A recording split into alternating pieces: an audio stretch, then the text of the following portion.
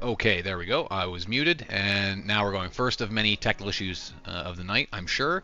Hey everybody, my name's Andy, aka Ghosts, and we're doing our... Oh, I should probably announce that we're starting. Anyway, we're going to be doing our beginner bracket for May today. It's May 5th, it's 8 p.m. Eastern Time. You know what that means? The internet's hottest, Blaze Blue, beginner on beginner violence. My name's Andy, aka Ghosts. I'm the guy that put this thing together and runs the stream, and I do the commentary by myself, unfortunately. And additionally, tonight we'll have Jen doing the bracket running from Smart Esports as usual. So I'm hoping we don't have a whole lot of technical issues here tonight. Last time wasn't too bad, but I will warn everybody, there have been updates to a lot of the software that I use, and that usually precipitates some problems. But, let's not get ahead of ourselves talking about those things. Let's talk about what Layer 1 is all about. For those of you that have never seen one of these events before, all that we do at Layer 1... Oh, actually, you know what? Yeah, I got to make sure I tell everybody that we're going here. Everyone... We are streaming live. And send that linky dink. Okay, so what Layer 1 is all about is we teach old games to new people. Now, I use the plural term right there. What this actually means is we play Blaze Blue Central Fiction because it's the best fighting game of all time. This is the game that we play. Yes, I do want to send that to everybody. Sorry, just send some linky dinks out. Okay. So... The idea is we create an environment where new players can play this game against their peers, right? That's a little bit easier than the alternative. Yes, we started 10. Sorry, I got a lot going on here. Anyway, so that's the idea behind these Layer 1 brackets. It's a bunch of new players. Ideally, the kind of guideline is you have less than 500 matches, but you can have more. It's, again, just an experience thing, right? Also, you can have... a lot less matches and be super skilled, and then you don't really belong in the brackets either. These are for like new players, right, that are just kind of picking the game up. As you'll probably notice during the gameplay, if you're looking for kind of top tier best gameplay you've ever seen, this is not where you're going to find it. Although you will be probably shocked by the quality of some of the players. I can't believe how good some people have gotten in so few matches. But instead, this is kind of like very exciting and unpredictable gameplay is how I like to phrase it. Anyway, let me check in on my practice room here. We have Xeno, and just line up our first stream match here. Okay, so while we're doing that, I don't have anybody here to fill dead air, so I'm going to apologize. There's probably going to be quite a bit of that because I'm managing quite a few things here. Anyway, let's go to a look at what happened at the last bracket.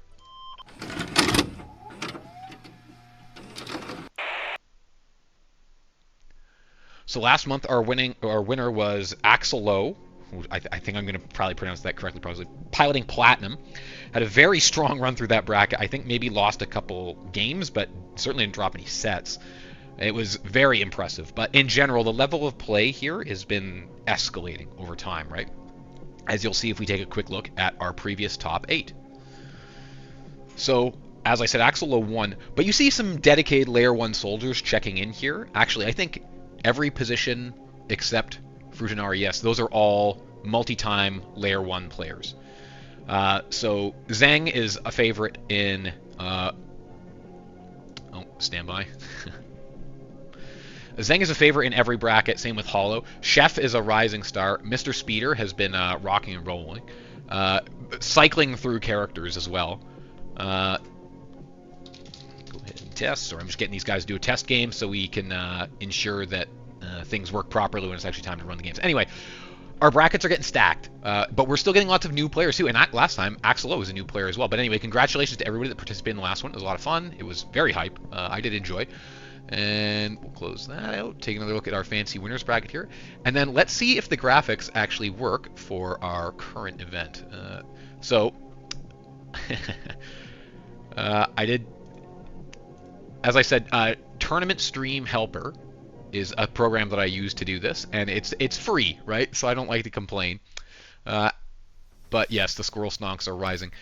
But it does have idiosyncrasies, let's say it like that. It can be kind of frustrating to use, and sometimes things don't work great. You know what, let's take a quick look at the rules here. I don't think I discussed the rules. So this is a pretty typical elimination tournament. First to 2 for most matches, first to 3 for the winners, losers, and grands. And the standard Blaze Blue rule set. I mean, there's nothing surprising here.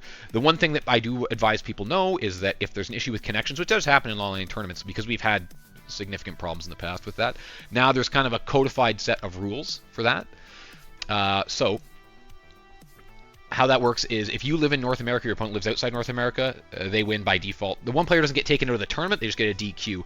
Because we have Layer 1, this is Layer 1 worldwide headquarters I'm broadcasting out of, and we have a global audience. There's players from all over the world in the brackets, although now we do trend towards North America because of that rule. But it just makes things easier for me because nobody likes to play the slideshow, right? Anyway, the rules never come, and we've never had disputed results or anything like that. So, them's the rules. That's how we rock. And the chat's checking in here. Chatting accessories, very nice. Watching from work, that is the best way to spend a work day, is watching BlazBlue Central Fiction. Let's take a look at the bracket here, and hopefully things actually work this time. Pull this bad boy up. Oh yeah, we're rocking and rolling. Okay, so we have a lot of returning Layer 1 soldiers here. Man, a lot of them actually. Zhang at the top of the bracket, Mr. Speeder. Sinfluenza is a new player. Klepper was in the last one. Koei is like an evergreen. Mills on the comeback. Mills is the newest player I've ever seen in the bracket. I think he played his first games ever, maybe on stream if I'm remembering the match count properly. It was very impressive. Xeno coming back. Xeno's been on the grind with the Makoto hard, which I appreciate. Kaylee, actually a lot of these guys are returning. Oh, the return of the king / queen here. We've got Rain, JL23. Notably absent in the last bracket and has come back to take a shot at the throne, which is very likely, but has switched to Jin for long-time Layer 1 viewers. You'll be familiar with that name. Anyway, okay, the matches are starting soon, so I'm going to go to our pre-match discussion, and let's go over what we're going to be seeing here.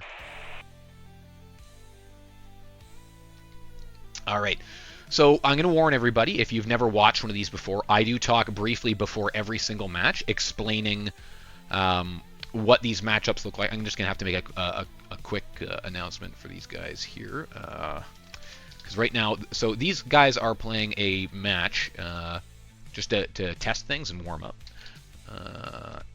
Exit to lobby. After next match, please. Anyway. Okay, so let's talk about these characters. Because these are beginner brackets, they're for new players. So these are two relatively in-your-face characters. We'll start with Xeno's character, Makoto. Makoto is a very close-range brawling / mix-up character. Her biggest strength is once she's inside, she has a lot of tools and fairly strong Okazeme to stay on you, as long as you have the right combo routing. If you have the right combo routing, she constantly resets the other guy to the far end of the screen, which is terrible for her. But once she is in your face, it's very hard to escape. So she has reasonably fast overhead, a couple of like an air stall move, and this orb that she can create that's a projectile that can just sit over where you are and make it so you have to respect her on wake up with blocking. Makoto is a pretty conventional fighting game character for the most part, though. There's nothing too confusing that she's up to. Noelle is the typical Arxis girl with two guns, which means, of course, she doesn't really have a whole lot of projectile action going on for some reason. Instead, she depends on extremely powerful blanks, and she's just discharging them right in your face.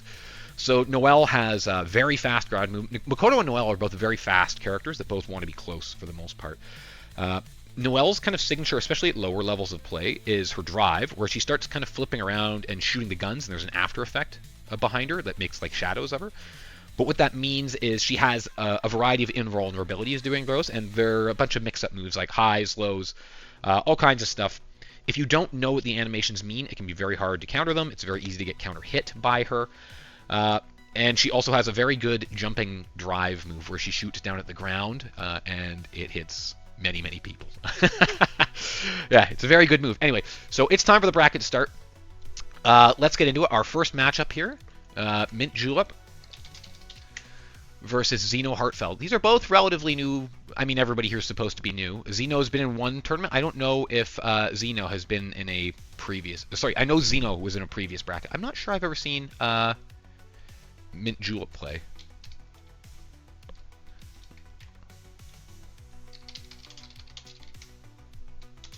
There we go. Okay. And we're ready to go.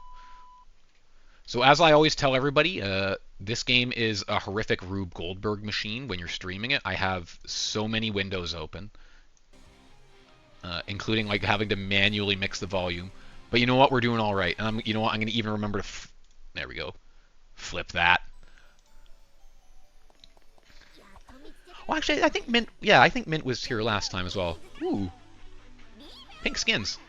All right, Rebel 1, let's get this money. Layer 1 beginner bracket, number 7 for May. A little trepidatious approach here. I don't know if these guys will have any experience against these characters. That's a big thing, right, in these beginner brackets. A lot of the time, the players don't have any matchup experience, which kind of makes these things interesting. So there's that orb I was talking about, and, immediately followed by the jumping drive. So that orb is just a hitbox that hovers there. Makoto can also punch it, and then it becomes a traditional projectile, right? It's a very strong move. Now, Mint Julep... Ooh, a guard crush. You don't see that too often. Zeno throwing mad jabs there. There we go. So, forcing things to be respected on wake up. Ooh, that looked risky, but, here we go. We're still going. So this is Makoto, right? Once she's close to you, it's also kind of hard to tell, like, when can I do something here? When does... Ooh, the invuln on that. There we go, the jumping drive. That's Noelle. That thing where she jumps up and shoots at the ground is very potent. Also, I'm pretty sure this is supposed to be Alpha, this skin. Just speculating. A very close matchup. So I have done some practice. Ooh, that was a risky DP. I have been playing a little bit with Zeno as well, especially at the practices. We do a practice every Thursday at 8 p.m. If you're new to BlazBlue, come out. We'll show you how to play. That also, see that move where Makoto was diving there with her tail out? That move is deceptively good. It has really long hit stun. There we go, mash out of that. Smart. Ooh, got caught. So, need a drop there. Oh man, there's a lot going on here.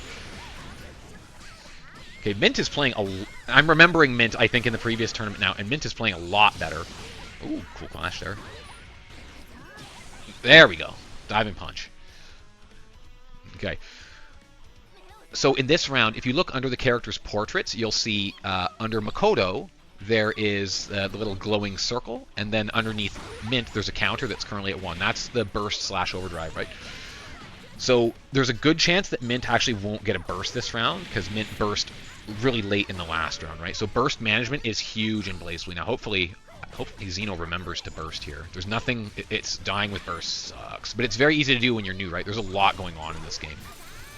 We're getting a lot of guard crush action here, but that guard crush is hard to follow up on. Oh, the minigun comes out. We'll just clap you. There we go. The drive. Okay, Mint Julep going to go up 1. So, Noelle is kind of notoriously a knowledge check character as well, so I think I'm actually kind of surprised we don't see more Noelle in these beginner terms. She's actually kind of rare. Oh, Noelle has a lot of...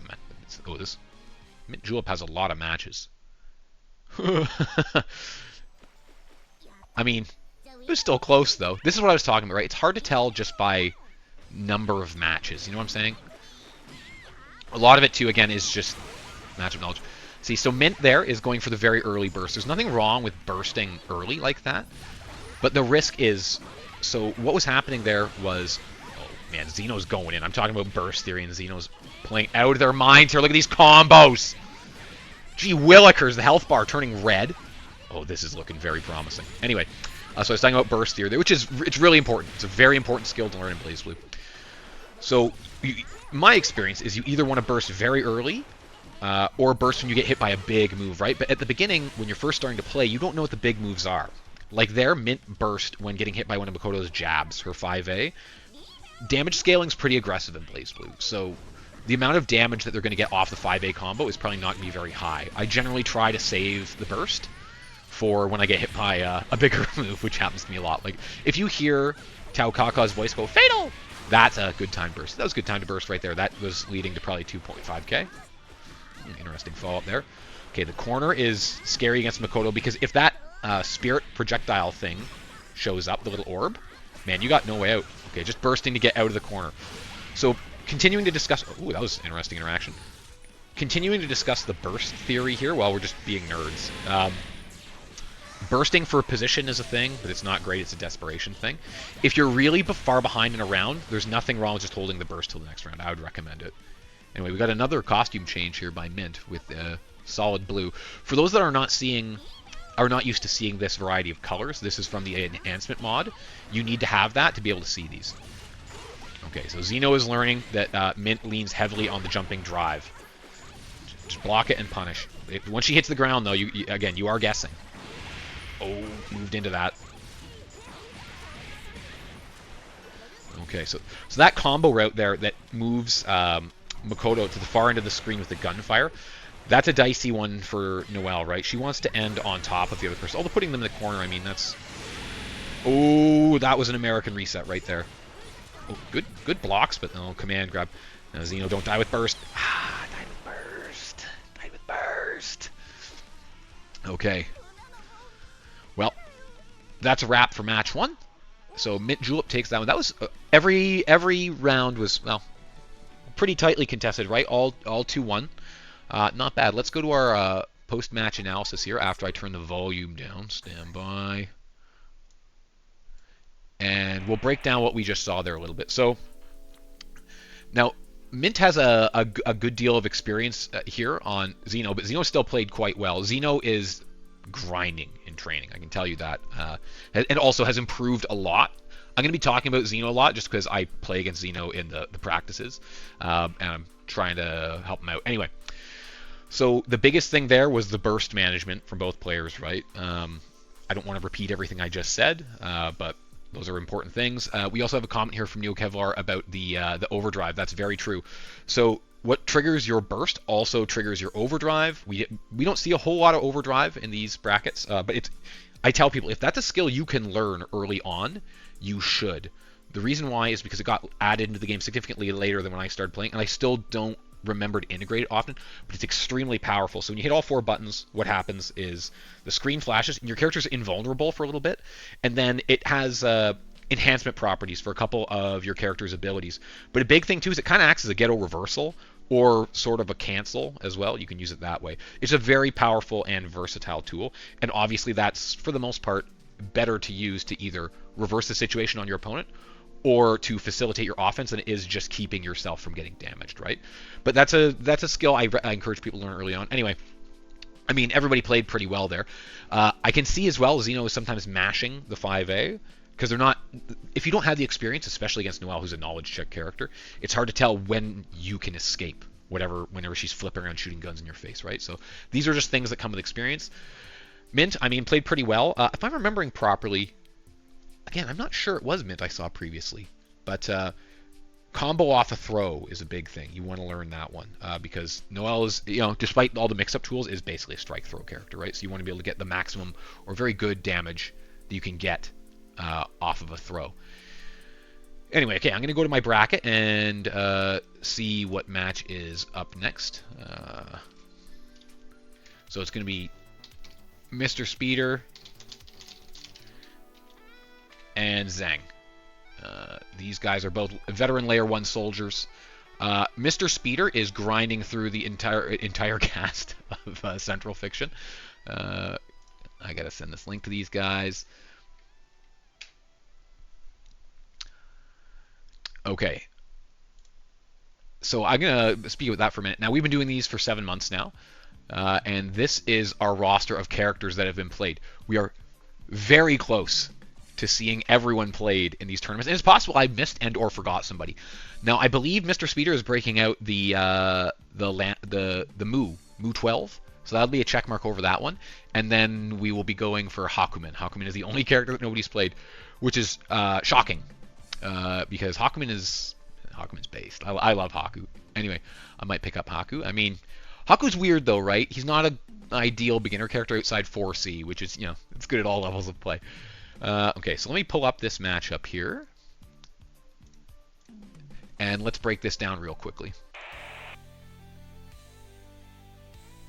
Okay, so Makoto in the building. Again, we don't have to talk about that. I will say Zhang is a favorite in every bracket that they enter.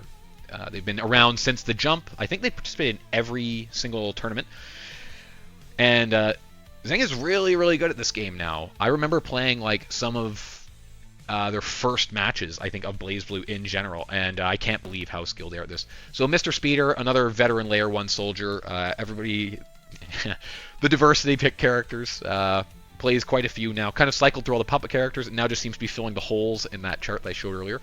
But Mu is a really interesting character. So she kind of has every tool, but the delivery is a little unorthodox. So the biggest gimmick for her is she leaves behind little turrets on the screen called steins, and then she can use them for various effects. They can chase after you and become hitboxes. They can shoot projectiles. They can reflect projectiles around. They need to charge up.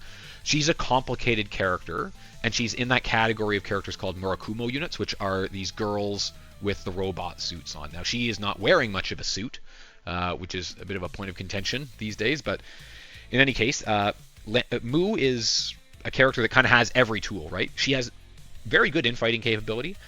She has full. Her zoning isn't. Her zoning is weird because she creates these projectiles that take unusual paths and stuff. She doesn't have a whole lot of like just linear projectiles, or she has the turrets that need to shoot. But she has very strong mix-up and set play potential. She's a very scary character. I have been playing a bit with Speeder, so we'll see where we're at with the Mu. And I'm going to get these guys to. Oh, we're still waiting for Mr. Speeder to show up. Oh. He came in, but then he got kicked out, apparently. BlazBlue Central Fiction action. Yeah, there's a lot of technical issues with this game. Well, let's get this out of the way. I love this game. It's my favorite video game, but this port has challenges. So one of them is that people just kind of get teleported out of rooms and stuff like that. But now it looks like we are ready to roll. So we'll flip it over to the game stream and get started.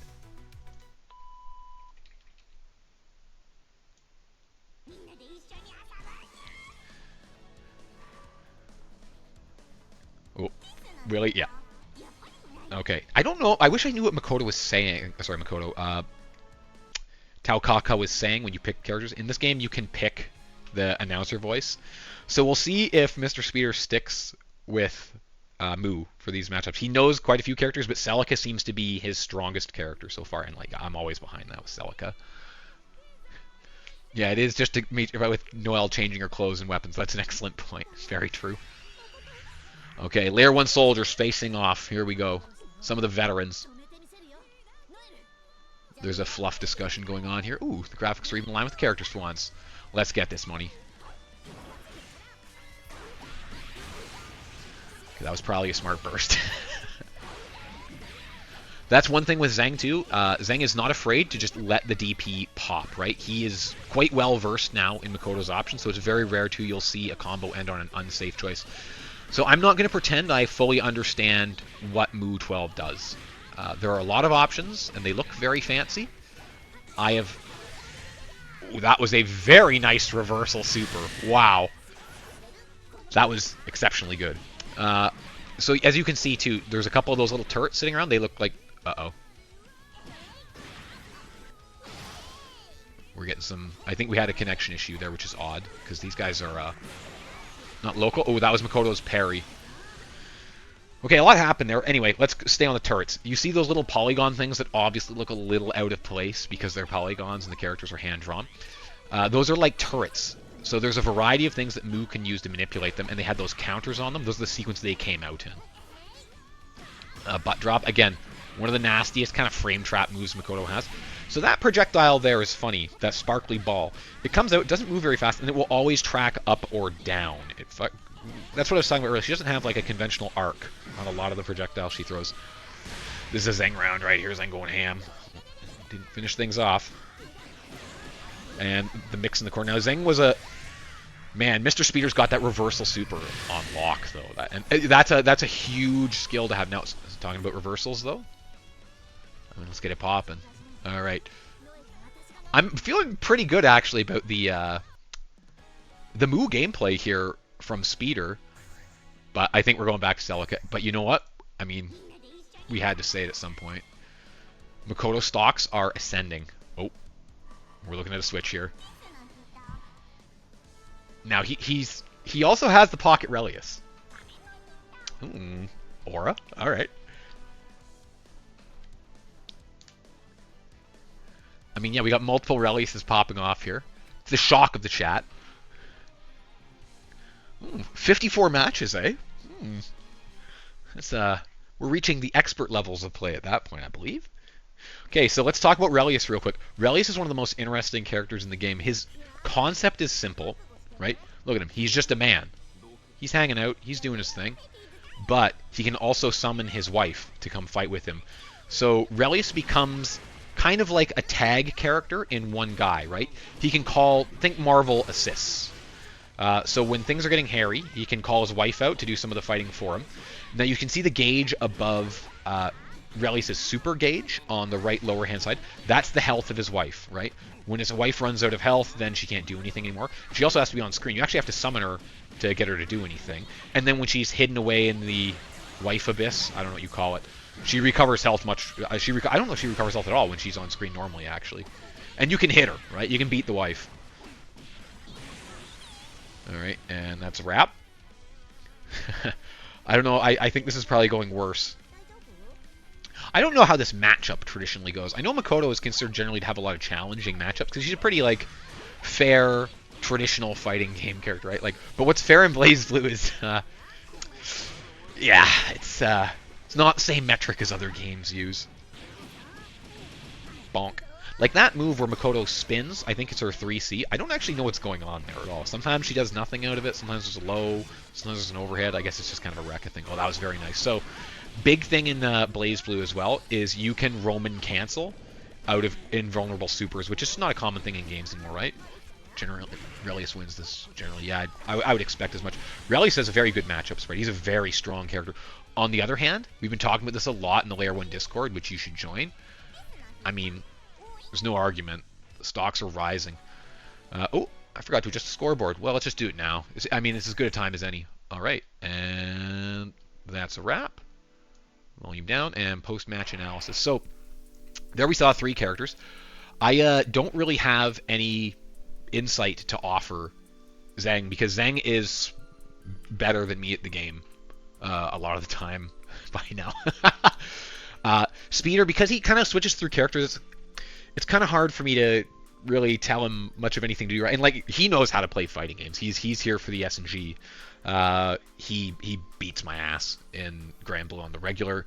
And when he's on, especially with the Celica, he gives me good matchup with my secondary. So he's a good player. But yeah, he's here to, I guess, pad our character selection. Anyway, well played by both guys. It would be... I don't think Mu or Relius are especially hard characters for new players to pick up, though. So we were talking about their mechanics there. I wouldn't be intimidated by either of them. They're not that, mystifying, right? Some characters are quite hard to play. Like, I think Light-Chi, Arakune, those are very challenging players to play with Valkenheim because there's a lot going on, right? Hakumen can fall into that category just because he's unconventional compared to other BlazBlue characters. But I think a lot of Mu is set play, right? So that stuff is just reps. You just have to play and learn how to do those things. And then Relius, it's basically your wife just gives you some more special moves. It's just a little bit of meter management. So I don't think he's a terrible character for new players to pick up either. So don't be discouraged by either. They might be a little more on the complicated side, but nothing that the average player can't handle. Okay, so I'm going to head over to my Discord here and look around on stream matches here. Okay, we got a volunteer. It's going to be Rain and Fang. Yes, let's have that one pop here. Bump. Fang, I don't know if I've ever seen Fang play. Okay, I got to invite these guys into the room. Stand by for just a moment, please. I don't need to put on the shilling video package, which I do have on standby, just in case. The 2-month Rusty Relius went crazy. Okay, so we'll wait for these guys to tag into the room, and we'll talk about this matchup briefly. Fang on YouTube is playing Mai, and Fang is that you in the chat? Fang? FAN9S? Oh, yeah, we gotta have the boys on stream, or the girls, whoever on stream, really. It's just a question of timing. But yeah, we like to see brand new players on stream. Okay, so this is... Oh, Fang is in the mix talking to us live during this. So let's talk about Mai. Mai is a character that was added to the game in the newest iteration, and she was intended to be kind of a bridge. Okay, so Central Fiction's an old game now, right? But when it came out, it was the 4th rendition, full rendition of BlazBlue. So there were a lot of legacy players, a lot of legacy knowledge, and a huge roster. So my understanding is Mai was added... My understanding of my MAI is that she was added to kind of bridge things for newer players to get them accustomed to the pace and kind of the mechanics of the game, while not necessarily being as overwhelming in terms of like how her Gatlings work, how her combos work, that kind of thing. So Mai is generally regarded as probably the best character for beginners overall. I think that's fair to say. Her gimmick is that she has a spear that she can throw, but this is one hell of a spear. She can throw it and then redirect it once, so it can kind of home on you, and then it comes back to her. She doesn't have to worry about catching it or anything like that. It's not like a disposable thing like Lychee's staff that she has to place around the screen. Otherwise, she has a lot of just good overall tools. She doesn't really have an invulnerable reversal, which is the only real, like, meterless reversal, which is her only real gap in her game plan, you could argue. Although, I think this idea that every character has an invulnerable reversal is, that should be an expectation in a character's tool set. But Mai just has a lot of very good, strong normals as well. Mai's C button is very strong essentially in all positions. You will see her swing her spear, and the kind of trail behind it is all a hitbox most of the time. She has a lot of stuff going on that hits behind her. So Mai is very strong at all levels of play. That's another thing. You see people playing in majors playing Mai, and you see people mashing C at the lowest level of play, like giving the controller to your little brother who's drooling on it kind of play. And Mai will do just fine relative to the opponent. Let's talk about Jin. So Rain is playing Jin. This is a new thing for Rain. She's picked up Jin in the last month. Before was playing Lambda, like maximum overdrive, high risk, high reward. Jin is a very traditional fighting game character. He is, I often say Jin is like a normal guy walked into BlazBlue. His gimmick is that he can freeze people, which basically just extends his hit stun and gives him longer combos. He has fireballs. He has like a hurricane kick type move where the ice car where he rides on one of his own fireballs, which is pretty tight. He has a variety of DPs that he has to angle. Some people hate it, some people love it. Jin is always considered a strong character, and is another character that's quite good at all levels of play, because nothing that Jin does is super complicated. So let's get into it. There's not a whole lot to say about Jin that's too crazy. You'll understand pretty quickly when you see him playing. And bring in my volume. The graphics are actually aligned. It's a miracle. Yeah, so Rain's very new. Oh, that's a very courteous message on Fang's side. You get some very interesting messages on those decodes.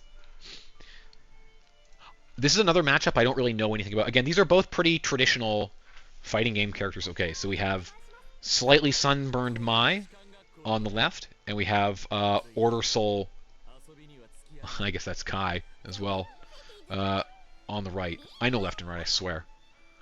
Let's get this money. DP off the rip? Okay, so that dive that Mai does, here we go. So traditional tools, right? Fireballs. That dive is, I think it's plus, unless you block it in the air. It's very obnoxious. Mai has a lot of tools that I would personally categorize as obnoxious, like that. So Mai's, that was another C move. See these moves where Mai swings the spear, and then you see that colored after effect behind it?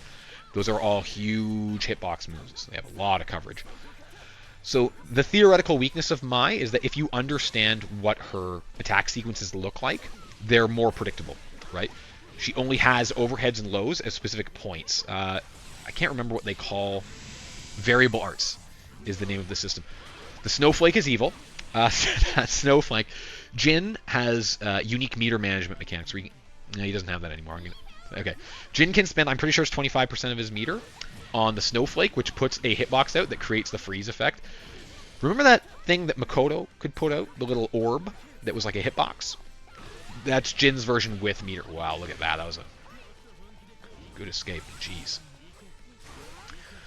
Oh, yes, that's a good point. Kevlar, thank you. So Mai has a mechanic where if she hits you with the very end of her spear with certain moves, it's guard break.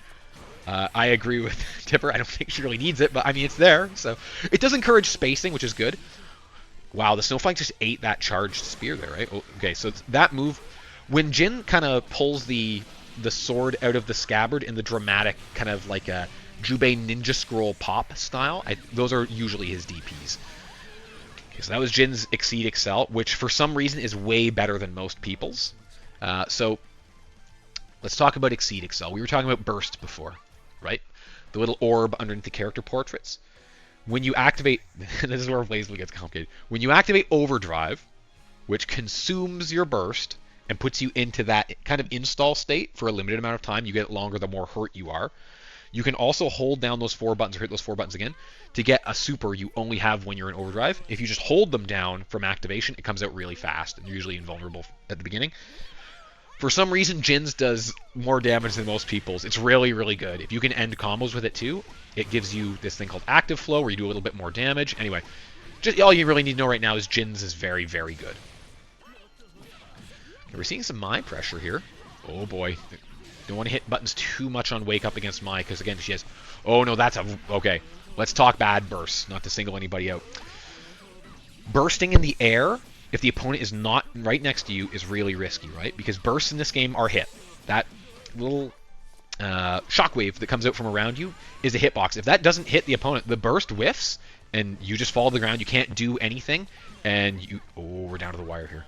And you get punished. There we go. Mai in the corner it's hard to escape. Yeah, so Guilty Gear Strive, I know Picklepot just has the full screen burst now. We don't play that in Blaze Blue. You gotta know what you're doing with the burst. See, there's a good example. The dive, you have to get used to playing against Mai with that, is plus on block. It's I don't know why. Man, she has so many good tools. A little command dash that can link into itself.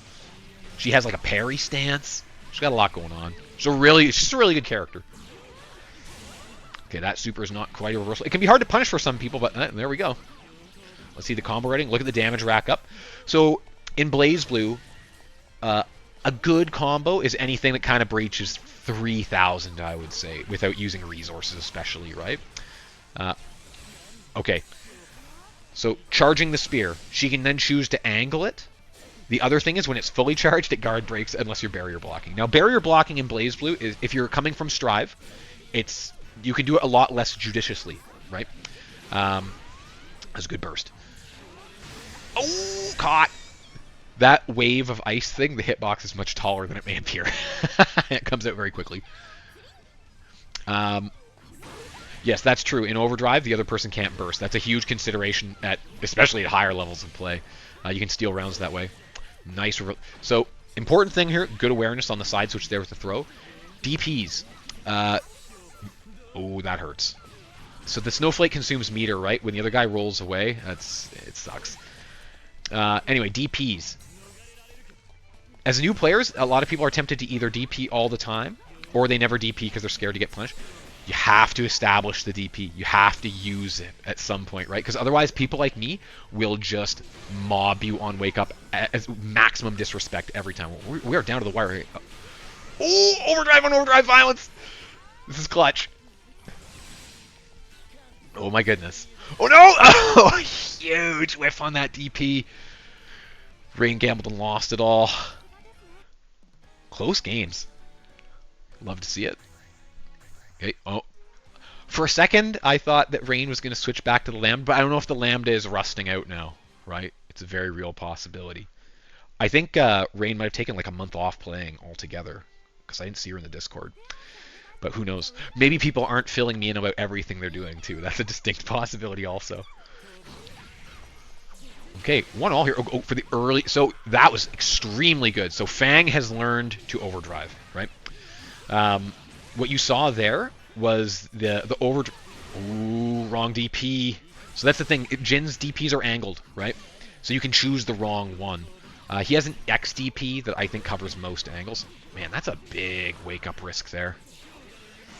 There we go, the arrow. Look at the damage. Good use of meter. Can be a... So that is something I always tell everybody. One of the first things you should learn when you're playing Blaze Blue is learn a combo off of your throw. Oh my goodness, these guys are so evenly matched. Oh! Okay, that's what we call a hero burst. Oh, and it didn't pay off.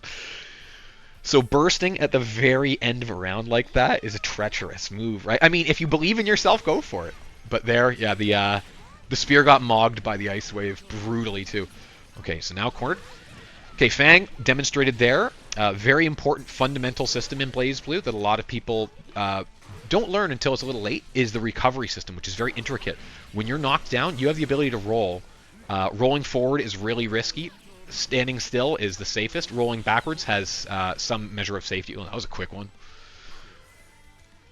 talking about rolls here. Actually, you did see it there. So at one point, Mai tried to roll backwards, but unfortunately, at the end of the backwards roll, you lose your invuln at some point, right? So you got clipped by the hitbox. Well, it was some very good matches.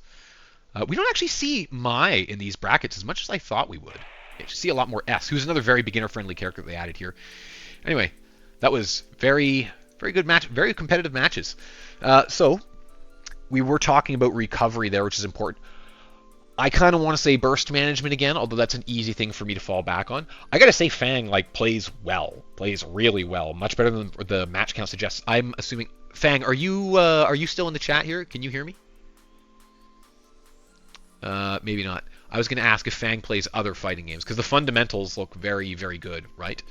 Can't right now, no problem. Yeah, fundamentals are very, very good. And system mechanics as well, right? And that's an important thing, starting with the system mechanics. Like you saw an overdrive there to overdrive through a grab, and you can get a huge punish off that. Man, learn to do that stuff early. Learn that before combos. Like, if you can... I've spoken about this in these brackets many times. Learning very basic combos that give you good Okazeme is fine, because your likelihood is you will just keep winning neutral.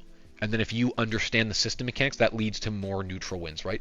So suboptimal combos that give you decent routing, not necessarily for damage, but for Okazeme, that's more important when you're starting to play. You want to earn a super easy confirmable combo that knocks the opponent down close to you, or if you play, say, one of the zoner characters, right? You want them far away, but you get the idea. Learn system mechanics before you learn anything other than really basic combos, and then like an anti-air. Those are kind of the fundamentals. But learning overdrive really early, man, it's very powerful. Oh, scores are resetting. I swear Rain won. You guys see that Tournament Stream Helper does this thing sometimes. Anyway, yeah, see, denied. I don't really want to fight with it. I can't really offer a whole lot of criticism to Rain because I don't really know that much about playing Jin, and like she won. So I guess the ends justify the means there. The one thing is I think Rain was playing Lambda before, and is probably not used to having a meterless reversal, right? And I know Jin's meterless reversals in particular are more finicky because they're angled. So that's just time that's going to take to learn. Oh, here we go. We got Fang on here. Smash ultimate melee and a wee bit of accent core. Oh, that's based. All right. Well, they're a different breed, and this is the best one, the last of its kind. So yeah, hope to see you guys both at the bracket again. Only Jin straight up one is a reversal. The angled one has no invuln. Oh, interesting. See, I didn't know that. I'm used to thinking he can spend like 25% meter to get like the ball in one and everything too. Anyway, okay, let's get the next match lined up here. Head over to my Discord arena. And Jen is whipping the bracket here. Actually, you know, let's peep the bracket. Let's see if the graphic that never works. Of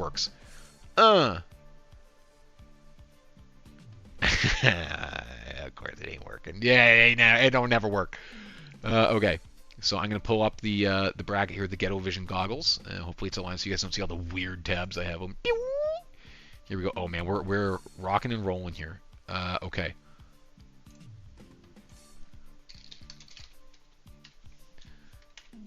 Okay, so it's gonna be Mango and Pickled Pot.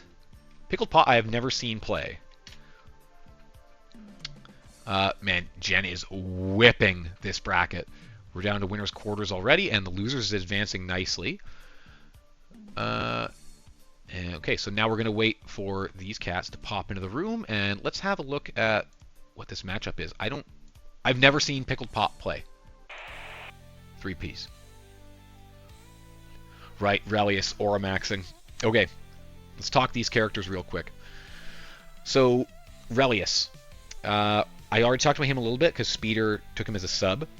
Relius is a tag game character in a one-on-one fighter. He can summon his wife, who is the puppet, with her own hit bar to do assist attacks that extend his combos and stuff. Because of that, he's a mix-up god. He's a very potent character. Relius, also his neutral by himself, I think is good. He's kind of like people say Arakune is weak when there's no curse, right? He's just confusing enough that I don't agree with that. Anyway, Relius is he is very strong neutral with or without the doll. He is a very strong character overall. His defense, some people say, is not great. He has a lot of interesting moves. Like for example, he has like a full screen low where these pincers come out of the ground and just grab you, so you're not really safe anywhere. Then we have Susanoo, the boss monster, another very popular character in the Layer 1 brackets. So Susanoo's gimmick is he's a big, very strong monster mans. So the thing with Susanoo is he has unbelievably good normals. I played Susanoo for the first time ever in one of our practice lobbies a little while ago. I got him on random select, and I actually started laughing because I couldn't believe his normals were real. They just have these giant hitboxes, they're very active, and they lead into lots of damage. Now his mobility's not great. When he tries to run, for example, he's kind of logy and he has to like start up off the line. So there's startup to his run animation. His air dash doesn't take him super far. Like and then he starts with his special moves. The biggest thing is his special moves start locked away. So above his super bar, this will be in the lower right-hand corner. You'll see a bunch of seals. He has to hit people with his drive moves, and you'll hear this little gong noise, and an emblem will appear around him. And then he unlocks that seal. That seal is a special move he now has for the rest of the round. He needs those sealed, though, because without them, he is unstoppable. Okay. Let's see. The other thing to be aware of with Susanoo is, man, he has plus frames, like, at will. Okay, so let's tell these guys to get started.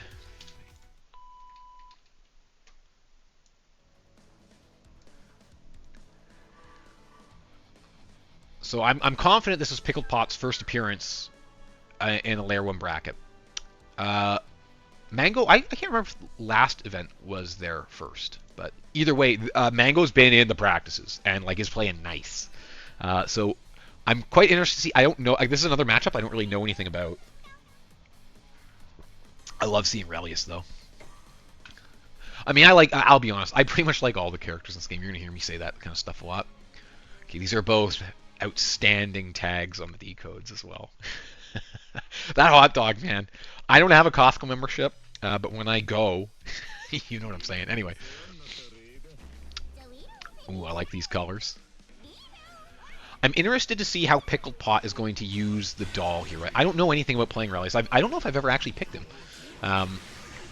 But, like, okay, I do know what that there is. So that little spinny spin that Relius did gives him, I think it's full body invulnerability for at some point during its duration. That was a very good overdrive right there. So part of what was smart about that overdrive was Susan. He has all these moves I was talking about, plus frames, right? He gets a lot of plus and mix off these things, but they're reasonably predictable. Especially the one where he goes the double forward punch. You know the second punch is, you know the second punch is coming, so you can overdrive through that and yeah, get some big league payout. Speaking of big league payout, look at that, 3K damage. Man, these guys are slinging the overdrives. But that's a benefit, right? If you don't use overdrive for burst, you get it back fast. You can often get it twice in one round. And man, two overdrives in one round is monstrous. Oh, the wife beater. This super goes on forever. Very nice. Okay, so that was the wife beater super where she comes out and starts going berserk. She stays on the screen throwing hands for so long, and ideally with Relius, then, like I said, tag character, you can sandwich the opponent, right? It's very hard to block. But it also just works, like, just throw it out, because if Relius gets hit, she doesn't go away. Her name's Ignis, I think. That was a good burst. That is so tricky. So summoning the doll behind the opponent, and then the doll has, like, all kinds of... She has command grab. I mean, she's got a lot going on. This move is Relius's combo extension / invulnerable super, I believe. Doesn't do a whole lot of damage, but it is invuln, so that's an important tool in the toolbox. There we go. Strike, throw, soon clears no. Ooh, got a blue beat combo there. So that Sonic spin, man, is dangerous. And as I say, if you take a quick look down at the super gauge above Mango's super, there's one thing that has a little 2 in there. That's the little Sonic the Hedgehog spinny attack. It's level 2. Some of these are leveled as well to make it more complicated, right? So when you hit an opponent, see how there's the white box around one of the seals? That's the one you unlock. If you've already unlocked some of them, they'll gain levels and gain new properties. And some of them become very powerful when they're level 2. Here come the plus frames. Okay, so he knows where he can mash out, that's a huge knowledge check with Susanoo. That double punch to the tail swing, he can loop that for a very long time if you don't know how to escape, and especially if you don't barrier block. Man, Pickled Pot has game with the overdrive. I like to see that. So that little springy noise, I don't know why they chose that sound. I guess it's just distinct. That's what you call a counter assault.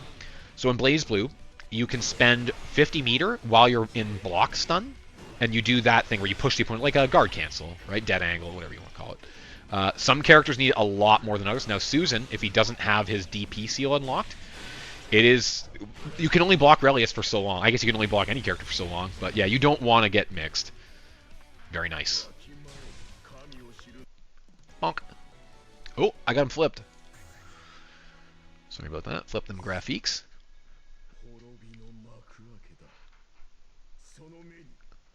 Taking a moment here.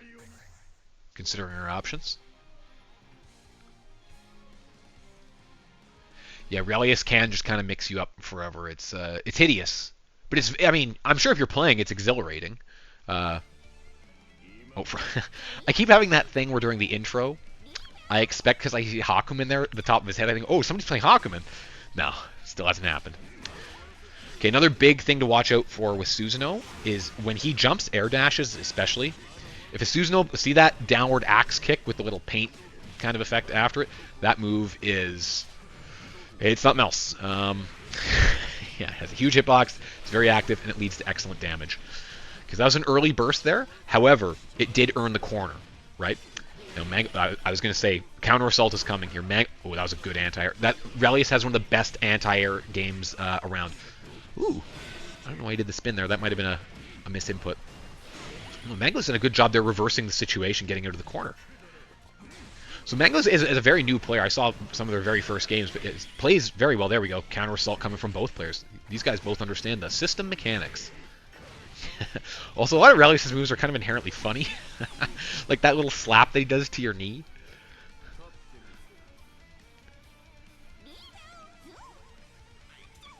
We're seeing a lot of very evenly matched play time. This is very good. As I said, though, the level of competition overall in Layer 1 brackets has been, like, ascendant. They just keep getting better and better every time. Oh, are we going to see a Susanoo around here? This can happen, right? If he gets on you. Susanoo has pretty good mix-up. Now, I'm seeing a backwards roll in the corner. Ooh, that's dicey at best, right? Oh, no. I would not have burst that. Although, you know what? If you believe in yourself, anything's possible. Ah, you got shot with the elbow gun. There's another tool of Susan's. He has a gun in his elbow. When he swings that, it's like an instantaneous full-screen projectile. The downside is the recovery, right? We called the wife out a little early there.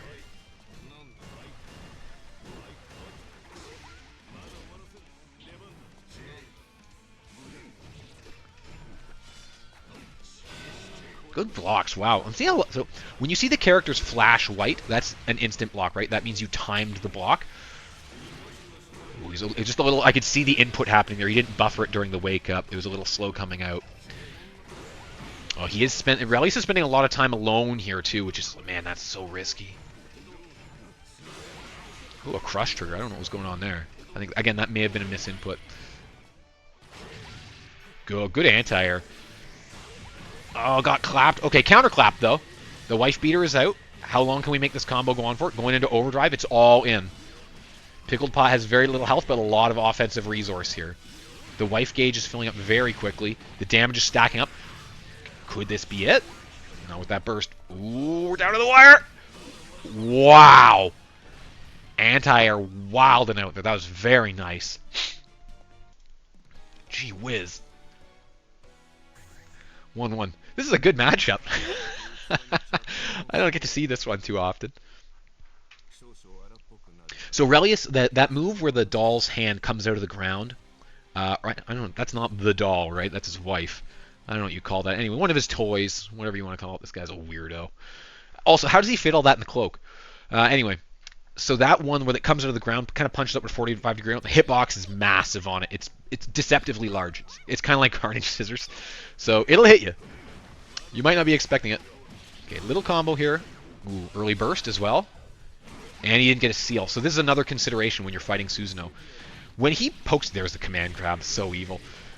When he hits you with anything, against Susanoo is one of the characters where you may want to consider immediately bursting because you deprive him of the opportunity of getting a seal, right? And if you can... Once you have meter, or offensive resources of any kind, and Susanoo's not gaining... It's so to your advantage to keep him from getting the seals. Wow, that was nice. Got him in the startup of his attack animation with grab.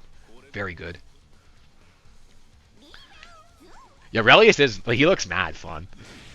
Clapped. Clapped. He's got the full clip in that elbow. Okay. I don't want to say he was listening to me, but that was an advisable early burst there. Because also there was good. Ooh, interesting air stall and interaction with those hitboxes. So you'll notice Susanoo, like he's not a zoner by any means, right? But Mango is quite comfortable resetting to the full screen because of the elbow gun. Is this going to be a perfect? Gee whiz.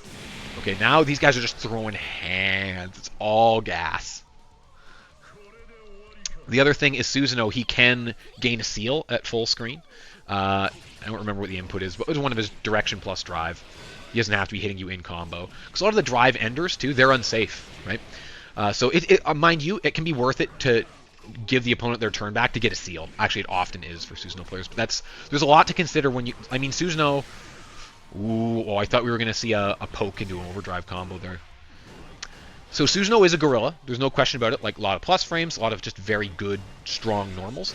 But you have to think while you're playing him, because you have to consider, okay, how do I end my combo? Is it worth risking a punish for a seal?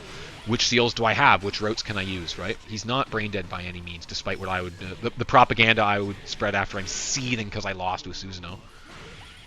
Good counter assault there. Okay, this is a tall mountain to climb, and also the gate. Both players... This is something I do like to see. For that air stall, man, like right above his head. So something you do see often with brand new players, or relatively new players even, is they don't use their gauge, right? These guys use their meter. Like, there's no meter left at the end of the rounds. These guys know the system mechanics. Very, very good play by both players. That certainly could have gone either way. Let's go to the post-match analysis here, where I have virtually nothing worthwhile to say because I don't play any of these characters. Like Pickled Pot. So there were a couple of interesting moments in that match. One thing is, I would say that air stall that he's doing right in front of the opponent's face is so risky. I don't know if that's like a misinput, if there's a Relius thing going on that I just don't understand. But I could see that could go sideways very quickly. Other than that, like there were a couple of rounds there where there was a lot of time with the wife in play, right? It's better to have her get beaten up and have to go away than just not being present at all and even threatening, right? Because as soon as she's around, he won a lot of the time. And, that makes sense for the character's whole gimmick, being the doll. Yeah, that was a very entertaining matchup. Mango, I mean... We play quite a bit in the practices, so he's already heard everything I have to say to him, really, and he puts it into practice. Like, this guy is just getting better and better every time I see him play. Yeah, really good games. Let's go back to the hold here, and let's see who's available for stream. Actually, no, let's take a look at the bracket. Okay. Oh, we're watching that one for sure. Okay.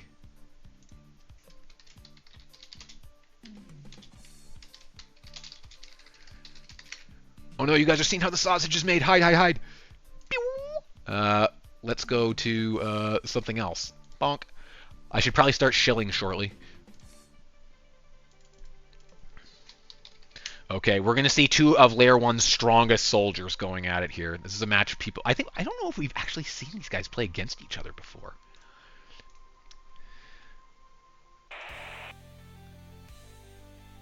Aw, yeah. Okay, so... This is like watching your children fight. These are two of Layer 1's strongest soldiers. They've been around, I think from... I don't know if Koei was in the first bracket, but showed up almost immediately afterwards. I actually think I played some of his first games of BlazBlue ever with him. And Koei's become a monster in the beginner brackets. Zhang, we've already seen, obviously, an eternal favorite in these now. Koei is another competitor that always places high. So let's talk S. S is another pretty traditional fighting game character. Fireballs, like advancing normals, has a cute command throw where if she misses, she just kind of plops on her bum and then gets confused. So S is a menace, though, because she has a giant sword that's way bigger than she is. She throws out these huge hitboxes that have lots of active frames, really good reach, and are relatively safe. But on top of that, when she throws one of the swords... hold on, let me get these guys in the room here.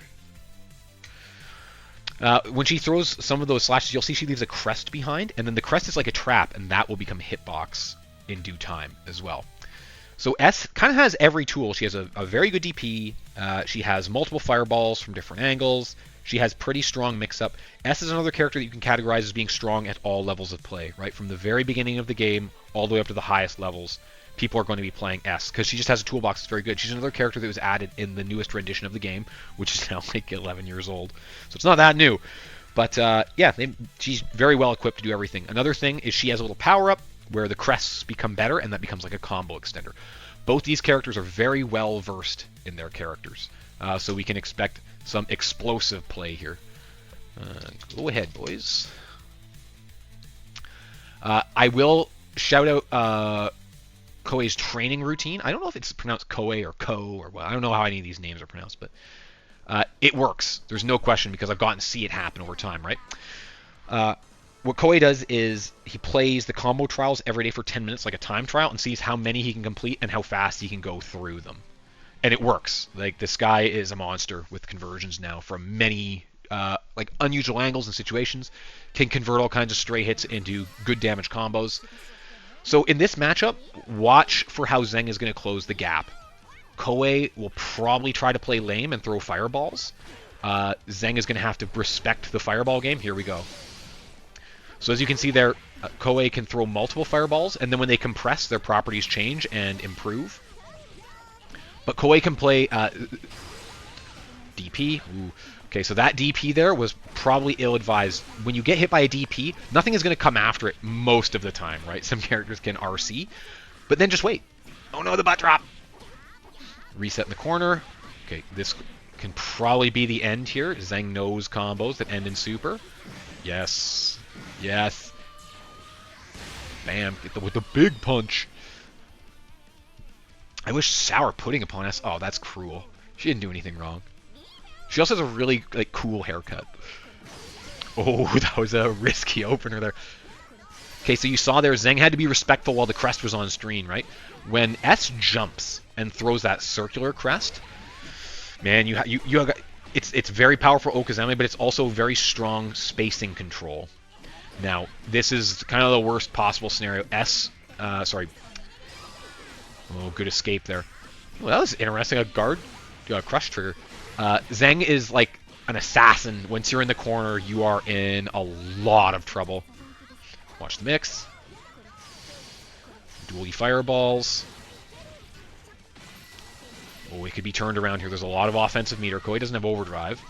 And Zheng will get burst back. Look at this combo extension here. Now, that is one thing. There is... Some people say S doesn't do a whole lot of damage, right? Like, a big combo for S is like 2700 with no meter. I think that's perfectly adequate. Ooh! Sandwich between the crest and the sword. Good lord. That was nice. Oh, and that rhymed, too. Oh, Zheng's a monster, yeah. Especially, again, like, is so good at this game for the match count. Okay, so that... S is jumping C. When she jumps and she swings that sword under her in that low arc, that move is so powerful. It's like an instant overhead. And if you have meter, you can cancel and combo off of it as well. Do a good combo, too. I get very reasonable damage. But yeah, it's a very powerful mix-up tool. And combos. Ooh, is that a drop? That's rare. That's another thing. So, because of the crests, right, Makoto has to be very careful in the approach because of her shorter distance and the sword. But it's hard. Oh my goodness. It's hard to approach S in the air because she has giant air normals and the air fireballs as well. Oh, very nice. Nobody died with burst. We are seeing premier Layer 1 action right here. These are, of the players we see consistently enter, probably some of the best players. Well, definitely some of the best players. I was going to say the best players, but that's hard to evaluate.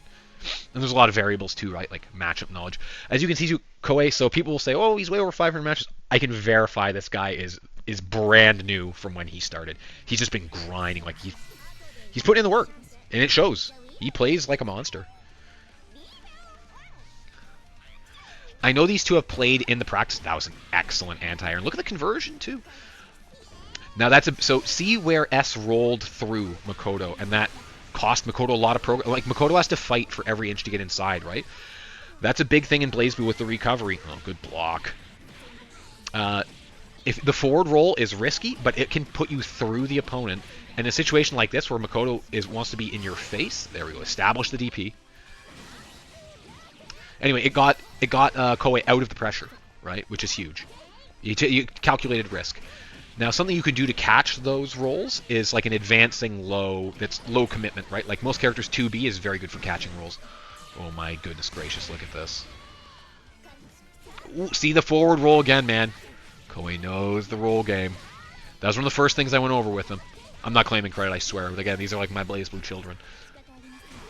Oh my goodness. The anti-airs coming from this Makoto are very impressive.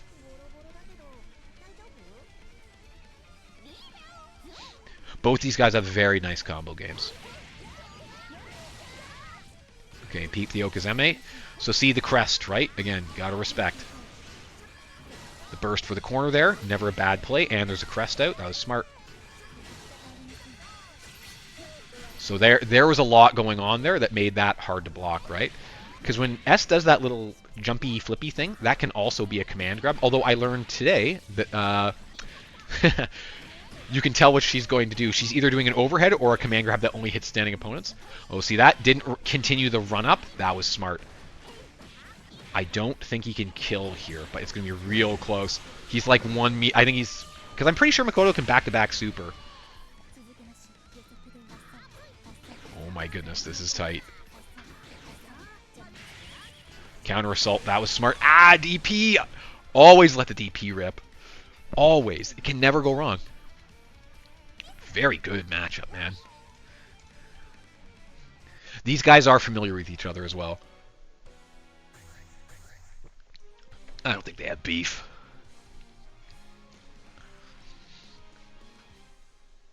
Yeah, neither of these characters are super like high damage, even on the longer combos. The air.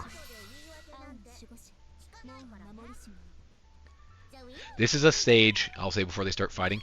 If you pay attention to it, there's a lot of effort went into this stage. It's constantly changing as the airship leaves the dock. It's very cool. Anyway. Oh, that was... So, I can't believe he didn't get punished severely for that missed DP. Even with some fireballs, right? Oh, good catch there. I think Koei was trying to roll. Ooh, a little American reset? So, if you were paying attention carefully there, you'd see that S got hit, and then there was a little blue exclamation mark. Oh, no. What the blue exclamation mark means is that... Was Koei pushing a button? Yes, and it got the big punch. That means that you didn't barrier block in the air. A lot of attacks in BlazBlue need to be barrier blocked in the air.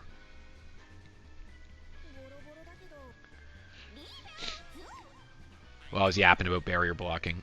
Zheng took that round pretty handily there. Oh, no. Oh, my goodness. So, what I was talking about earlier, though, Makoto, the extremely short reach, right? The opposite of S in many ways.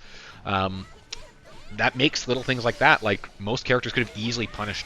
Zheng probably would have needed to do a little micro dash in to get much. The trick is, once you're in, you're in. I mean, usually.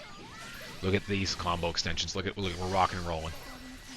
And we're trapped in the corner. Fireballs. Going back to the lame play roots. Smart. Ooh, that was another very nice... The reflexes on some of these guys. Oh, he almost paid the DP, but there's this... There's so much going on. So, S has one of these DPs where there's a second stage to it. Uh-oh. So, yeah, even if you bait... Oh, no dice. I'm surprised he threw that. Okay, this is... He's got to close the distance here.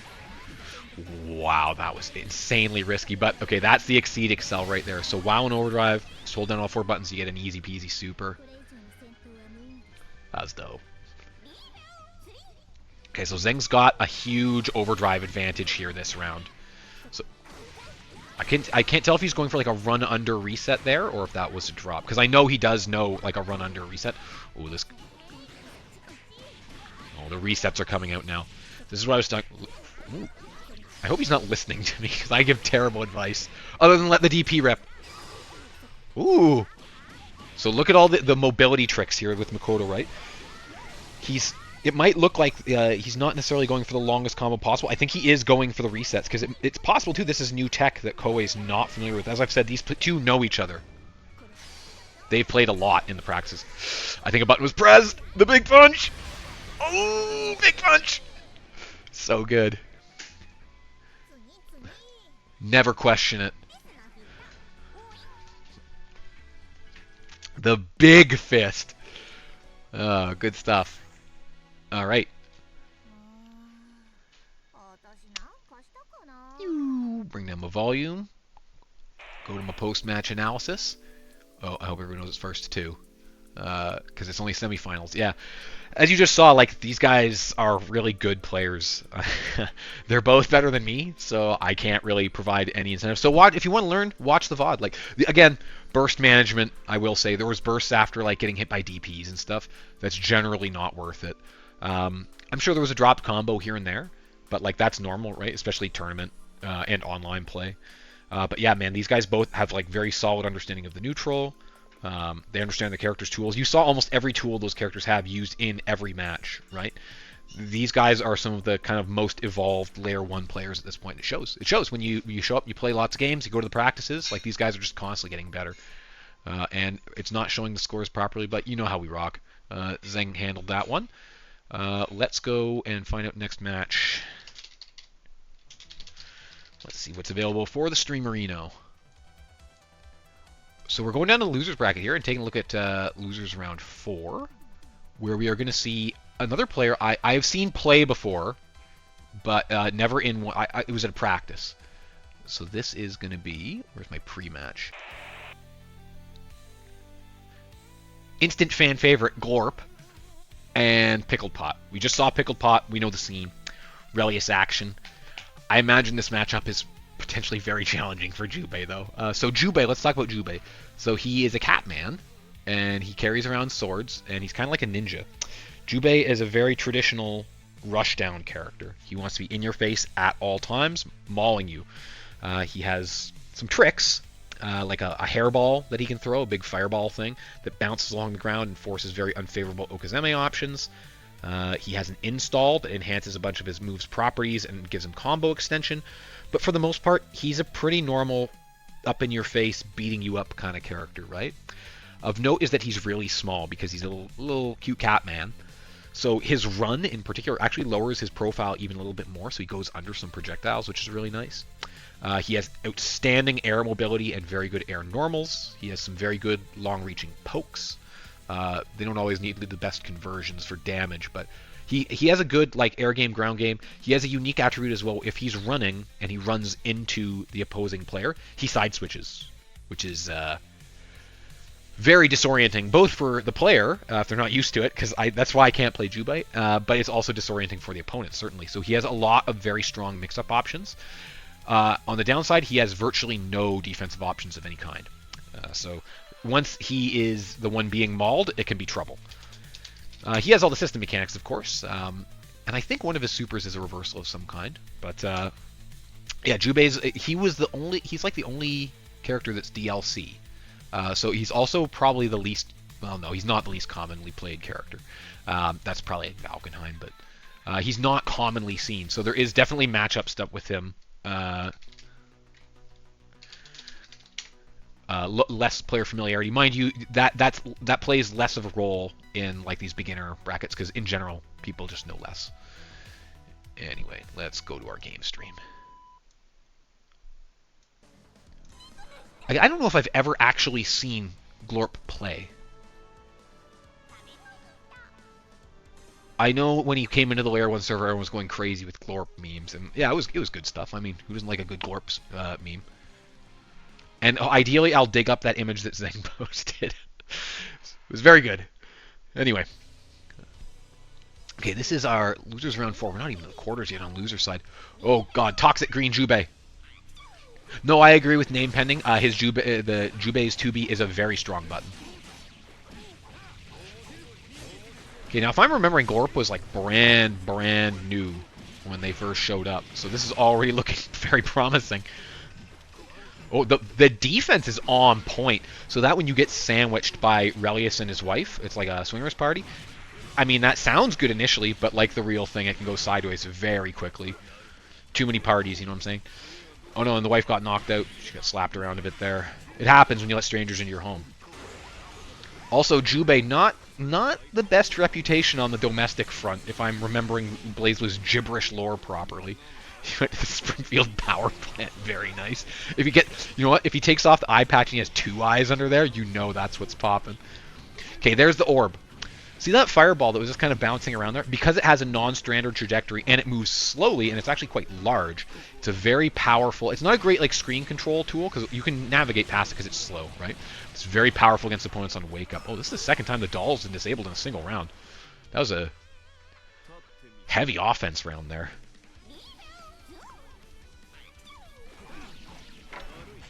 Good round start there.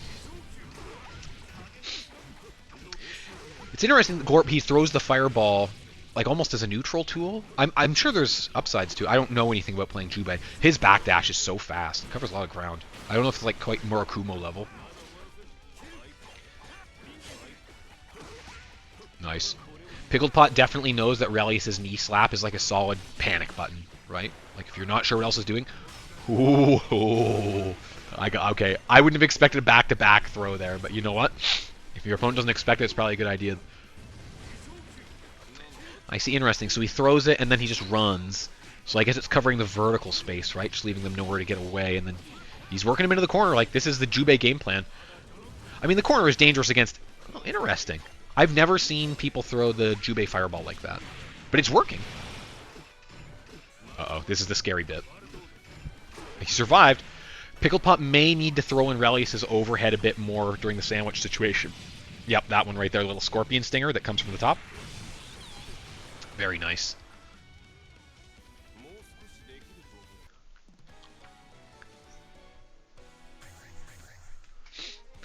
Uh-oh, we're debating Jubei's marital issues in the chat here. I don't know if there is a good excuse for that. Do yourself a favor, don't get too into the BlazBlue lore. It is absolute nonsense. Anyway, let's get back to the game here. Okay, so there, that Jubei's idea of a neutral skip, right? Where he slashes. Man, Pickled Pot's really good at overdrive. That is it's gonna take him very far. Like that's a very powerful skill. Anyway, like I was saying, so Glorp with Jubei here. So he has that move where he slashes forward and there's kind of that paint thing going on behind him. Man, it's super unsafe. But, oh, it's terrible if you get caught by... Oh, he did the twirl there, but he didn't mash the 5A after. The doll rush. There's a little bit of a drop combo there. Okay, Glorpy's going in. So you can see Relius also has... Just Relius, right? Not the doll. Oh, speaking of which, the doll is disabled. Relius has some pretty long-reaching normals. So those are... It makes Jubei's game plan a lot harder, right? Like when one of those little doll toy fisticuffs is out, Jubei can't just run up on you. So pressing, that's a big thing in fighting games in general, where rushdown characters can feel overwhelming. But remember, you can push buttons... Ooh, that's a rough catch. Push buttons, your less committal buttons, push them preemptively, right? Because then if your opponent can run into the hitbox, if they're far away, the closer you get, the riskier that gets. But that's an important skill to learn. Otherwise, you will just get run over by characters like Makoto or Jubei. Just try to think of it as an interception thing, right? We found the gap in the pressure there. Oh, okay, the doll is down, so this is Glorp's opportunity. It's not quite like Carl, right, where when the doll is down... Oh boy, that looks so sick. Glorp's defense is really good. A big thing you'll see him do, that a lot of people don't do, myself included, is like on Wake Up, just block. It's a very strong option. It keeps you from losing. Oh, this is looking dicey. Yeah, he should get his burst back. Oh, he did the twirl. That was a little confusing. Oh, he won't get the burst here. Tragedy strikes. But still, okay, very well played. Oh, with the doll disabled. And look at that, he just walks away from her. There she goes. Okay, I was going to say, that was not very nice. Okay, well played. Yeah, a little post-match analysis. Let's jump into that. Okay. Glorbe. I mean, it's early days, right? The biggest thing with Jubei is learning to kind of confirm when you're in a block string what's safe and what's not. Because with Jubei, you have to. Excuse me, I think my mic's out of position. You have to try to end on something that's at least relatively safe and not punishable, right? There were a couple times there where the 2A mash, the knee slap, came out after you ended a string, and then that damage adds up, right? So that can be hard to do, though. The biggest thing is learning when you're in a string, especially if you start with like an A button. It's okay to mash that one at first and just chain it like 3 times to give yourself more time to think. I do that all the time. Yeah, your damage scaling happens, but especially when you're still learning and you haven't refined your hit confirmation skills yet. It's fine to do something suboptimal that, again, leads to more winning neutral, especially for Jubei, because winning neutral can be hard, right? His buttons are good, but not great. He needs the mobility to get in, but a lot of characters can thwart the mobility. Like, Jubei is not an easy character to play. Other than that, man, the corner pressure was looking very spicy. Pickled Pot, on the other hand, used the spin and the overdrives very effectively in that matchup. I think that's how they managed to win. So yeah, well played by everyone involved there, as I always say. But I mean it. You know, I'm not just saying it to say it, I swear. Let's find our next matchup here. Wow, our winners finals already. Oh, I gotta put the fake in front of their name. Okay, we've seen both these cats in winners finals here. Let me pull up their graphics and get into the pre-match. Not surprising to see these two here. Mango is like a relatively new player in the Layer 1 scene, but has been on quite the tear and has had strong showings in all the practices. So there's been a lot of very fast improvement. This match, this is another one that I don't really know much about. I imagine because of Susanoo's reach on some of his normals, like the tail swing, the double punch, even his double sweep with the tail, Makoto may not have the easiest time in the world closing. Also, Susanoo has really good anti-airs. His crouching C is very strong, so even air approaches can be risky. But if you're inside as Makoto and there are no seals, I imagine that Susanoo is in for a world of hurt.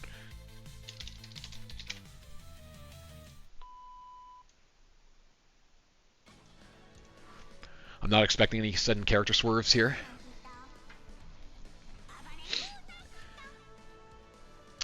So I think also for Makoto, the elbow gun is quite threatening. Yeah. Oh, Salty's up in here. Still Layer 1 champion, Salty, in the chat. Throwing it in for Zheng. Zheng's always a fan favorite. I mean, like, we've been talking about Squirrel Stocks going crazy. But, man, Mango is like a power player here. This is the second tournament, and we're in winners finals. That's very good. The Susanoo action. The snowball. Oh, graphics are on the right side for once. Pat myself on the back for doing nothing. Okay, feeling things out here in the neutral a little bit. I do know that Mango, if Mango is, I mean, wisely using Jump C is always on standby. I also don't know how much experience Zheng has against Susanoo. Like, if he knows the frame traps and the overheads and stuff. Because that's a big part of playing against Susanoo. So far, it's looking very evenly matched. Very respectful neutral here. Oh, that wasn't... I don't know enough about Makoto to know if that cancel was deliberate, but I know this combo is. Good Okazeme. See, that's so smart. It's so... Oh, God, that was a very punishable miss DP. The strike throw is immaculate. Yeah, counter assault's very easy to either not learn when you're first starting or forget about in the heat of a match, right? But man, it gets you out of terrible situations. And Mango's like used it a lot. It's interesting. Some of these players that we're seeing now are very strong with the system mechanics off the hop. Okay, so that right there is a skill that you see Makoto use. People associate Makoto with just running up and throwing punches, right? Putting the orb out early to intercept the opponent's movement, those is a very strong play. I think it eats a lot of projectiles too. Ooh, the clapped with the elbow gun. Yes, the damage gap will be really bad here. I agree with Salty. Now this one is first to 3. And again, I have no idea how much experience Zheng has against Susanoo. Susanoo, though, is like going ham.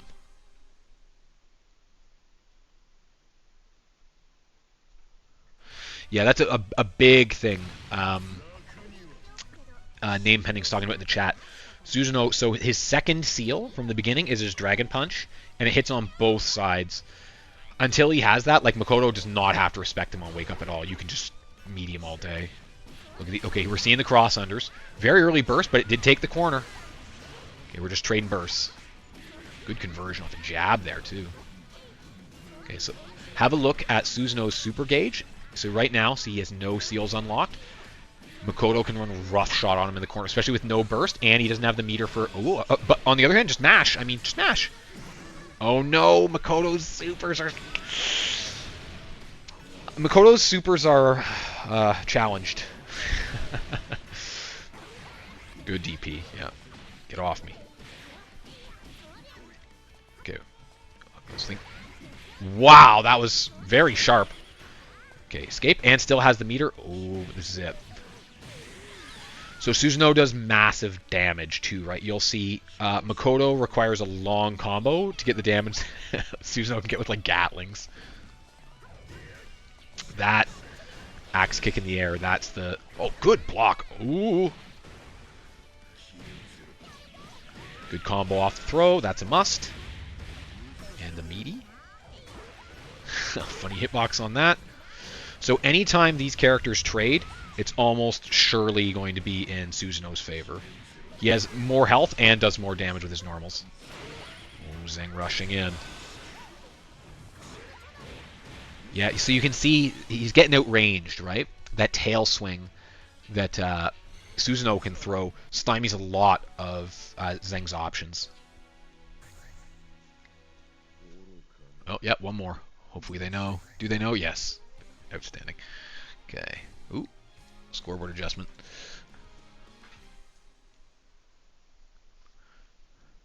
Sometimes it eats the scores. I wish it would just stop doing that. I know it's I think it's updating off start.gg, which is probably still at 2, because I'm assuming these guys aren't reporting during games, and I don't have enough windows to do that. Anyway. Oh, man. This is... Okay, so Zheng has got a tall mountain to climb here. Oh, interesting. So that backswing that Makoto had hit the anti-air there. I don't know if that has like some head invulnerability. Good blocks. Okay, this is the ideal situation for Makoto, right? Opponent cornered, no burst, and not enough. Well, the meter will come for counter assault very shortly. Expect to see it. Ooh, we can't counter assault to throw. That was very smart. This should be it. Oh my god, Makoto. Okay. Man, blue bead is Kino. Like, blue damage does the same amount as red damage. Ooh. So here's another issue that Makoto is going to have, right, among the many against Susanoo. Susanoo's attacks have very large hitboxes that cover a lot of space. So some of Makoto's movement options, like the thing where she sends out the mirages of herself and you kind of have to guess, Susanoo don't have to guess. Just cover all 3 options with one move. Well, look at this. The seals are a lot of unlocks here. Now, on the other hand, this is Zheng's wheelhouse, right? Corner pressure. Big damage. Expect the counter assault. Oh, no DP. I don't think I've seen Mango use the DP. Ever. That was a razor sharp DP. It's not going to have enough damage to kill him here. But it's going to get very close. This is down to 1 interaction on either side. Wow, the anti-airs. Oh my goodness, that was impressive. Zheng's back. We thought there was a market crash occurring. No longer. All right, we're still in it to win it. Taking a moment here, collecting thoughts. That was a very clutch anti-air. I'm very impressed. Do you think the pause was maybe just down another Costco hot dog?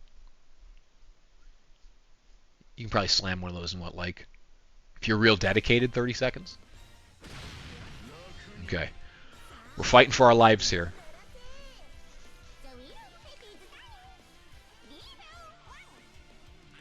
Watch for the 5B round start? No? Oh, okay.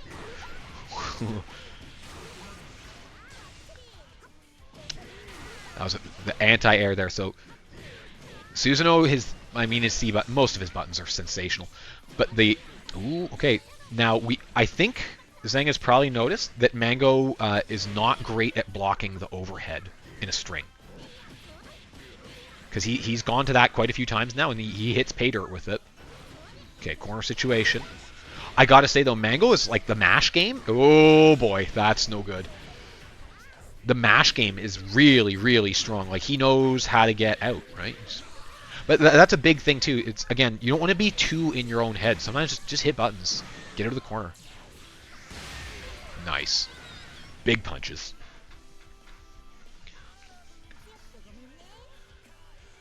No counter assault that round. The hitbox on the tail is, it works in mysterious ways. Okay, we got some combo starter here. Okay, the burst is already out, so now Zheng knows, right? No seals, no burst. He just has to get inside. Easier said than done. Ooh, the side switch. I got hit. We were talking about this earlier. I don't know if I've ever blocked a left-right mix-up. Ooh, nice little jump over there. And here we go. Introduced to the corner. There it is. Cracked him with the overhead to start the combo. Again, I don't think this will kill because Makoto. But we're down to one touch. That was smart. So ball Okazeme, just counter assault. Okay, burst to keep him in the corner. Ooh, butt drop to close it out. Wow. Okay, we can see the adjustments happening on the fly here. That counter assault to get out from underneath the orb Okazeme was really smart. But Zheng has definitely figured out the overhead is a strong combo starter here. Bring about more Blaze Blue. Concur.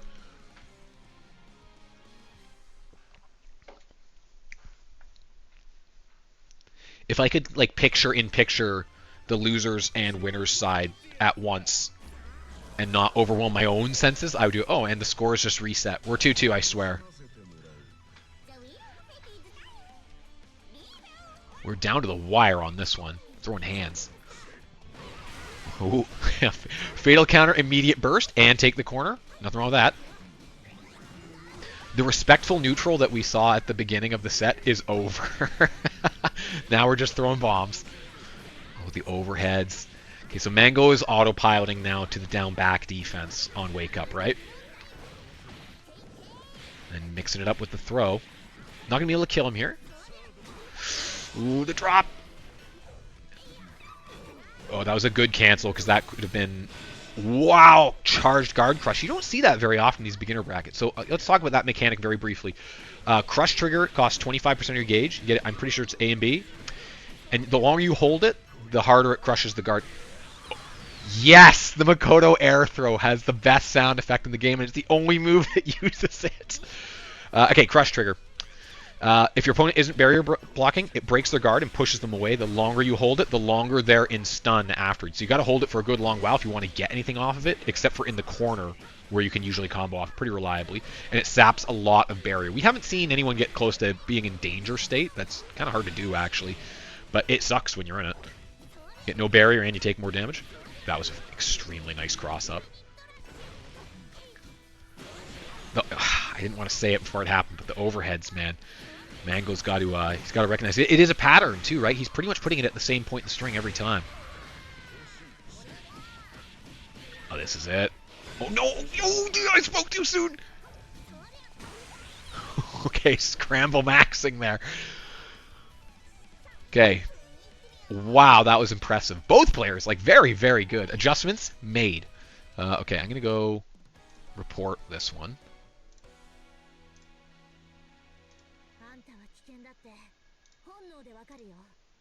I see. It's doing this silly thing where it says players are disqualified, which is it's just not true. Anyway, well played by both guys. Wow, that was a nail biter too. So you saw there though something that I often dismiss because I'm kind of stupid is this idea of like observe your opponent and make adjustments during a match, right? Well, you just saw during that match, Zheng made the adjustments to the big hitboxes being swung out, how to evade them, and then also recognized the propensity for his opponent to not block the overhead and just Go back to the well over and over again until your opponent does something about it, right? Like, do the same thing over and over until they make you stop. That's what we saw there. So Mango, though, man, that's very impressive. Like I say, Zheng is one of the best players in these brackets, so you've gone the distance against him. Just the overhead blocking, I would say, I don't really have a lot else to say. Yeah, really exciting matchup there. Let's see what our next super exciting matchup is. Next match for stream. What is available? You know what? Let's just peep the bracket. Okay, so winners were completed. We have Koei and Pickle Pot on stream, it looks like. Let's see. If we can get Chef, I would like to see Chef play.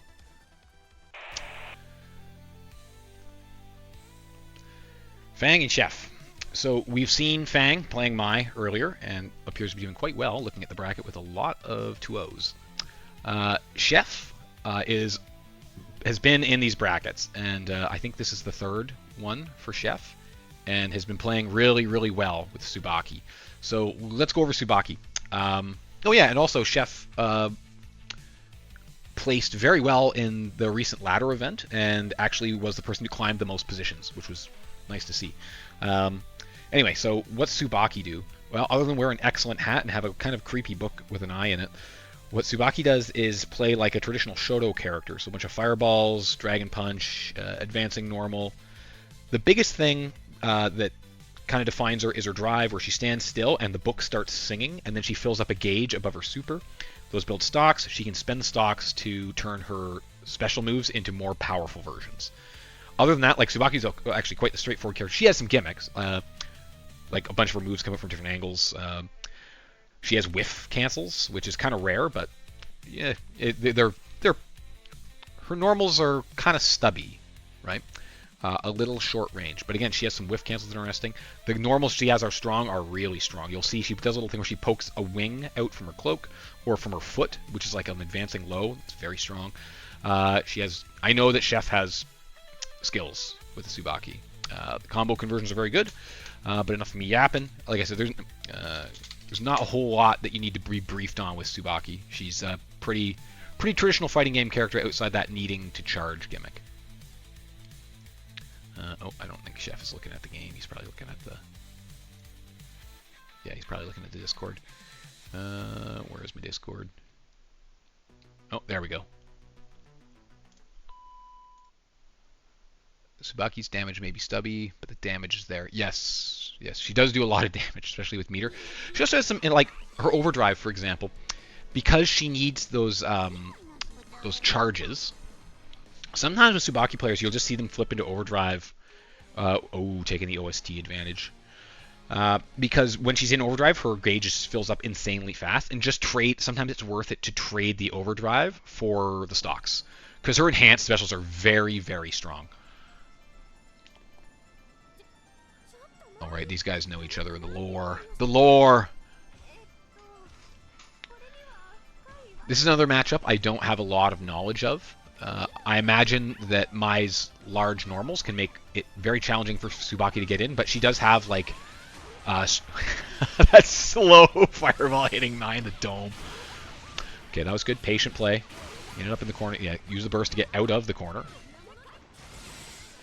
Another move, these guys both have kind of dive kicks. So there are those wing extenders that I was talking about. Those are very strong normals. Man, Chef's combo conversions are like Chef's kiss. Immaculate. See? You don't drop.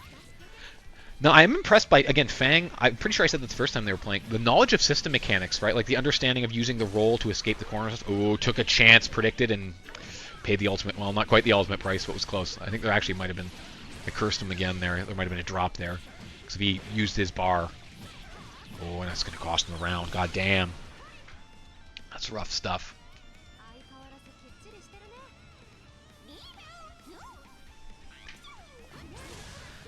Overdrive's looking very similar.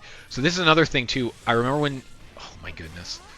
When Chef first started playing, I remember it was in a practice I'm pretty sure Chef had been playing Rag. That hurts. As you see there, Tsubaki's DP is very stubby, right? Using it as a combo ender is risky because your opponent may be pushed out of the reach.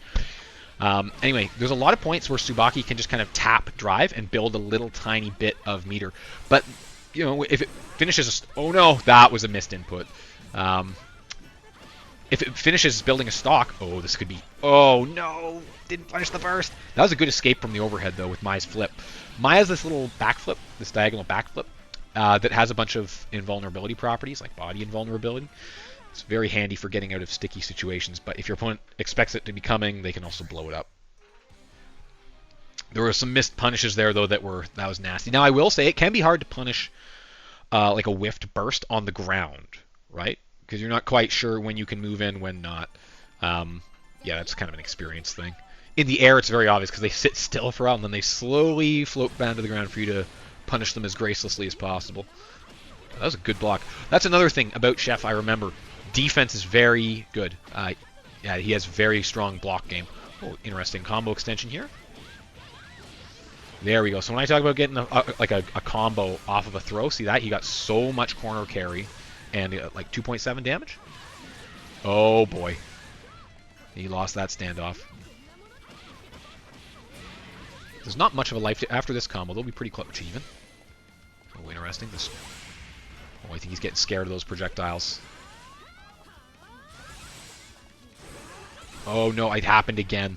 Unless he's anticipating with that DP, that has to be a missed input.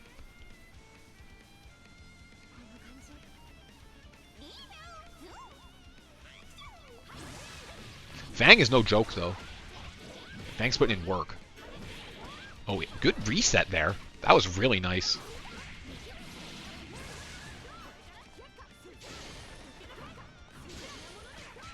Oh, he mashed. That was a brave mash. I'm pretty sure Mai is plus there. Oh, the burst late in the combo. Good, man, blocks. Chef is Fang is a sniper with the spears, though. Oh my god, that 2C, I could be so tight when I get hit by that. Okay, we're down. This is one interaction territory there. There it was. One interaction. The spear has long range. Whom Steve could have guessed? Those charged spears. I mean, so if you don't have... This is another matchup where, yeah, if you don't have experience, it can be very rough. Okay, so let's go over a couple things there. Unfortunately, yeah, this is the only time we got to see Chef on the stream. So the microcharges are working, right? There were a couple of obvious... I'm assuming they were misinputs then, or maybe they were anticipatory DPs, but like that's... I hope not. Her DP is way too short horizontally to kind of risk throwing those out unless the opponent's right on top of you. Also, like, yeah, they're just a couple of misinput. Okay, thank you. I assumed, right? Because they were... What were you going for? I'm curious. Super? He's in the chat. Oh, okay. Yeah. That makes sense. Okay. Anyway, so yeah, those are some unfortunate drops. Man, Fang is looking nice here, though. I'm really liking what I'm seeing. Yeah, that was a tight matchup. Okay, let me head over and see what else is available. Next match. Okay, we're going straight to the game because Tournament Stream Helper is not helping here. Anyway, we know both these characters already. We've seen them play S and Koei, so we don't really have to do the mission brief this time around. And the winner of this will go on to play against Fang. This is a very interesting matchup. I imagine that a lot of like very lame fireball play would be very effective here. I mean, it generally is. Keep him out. Yep. It does give him time to summon the doll, but the doll does have to advance, right? There, that circular Okazeme in the corner is very hard to deal with.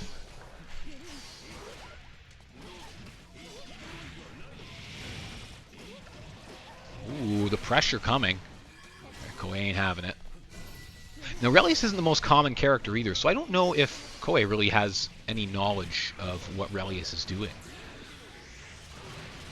Again, that's fairly common, though, at like the beginner bracket level. Look at these combos. The damage is just racking up. I don't know if that was a drop or he was just trying to get an extension there that was going a little too long. But he could end up paying the ultimate price. So that was a good example, though, right? We saw Relius threw a nasty combo with some resources in there and did almost 4K, whereas S used some resources as well and I think got like 2.7. Wow, I'm impressed by that block because I would have got hit there. Anytime that the doll was doing stuff off screen, I'm dead. Oh, clutch finish there. Wow.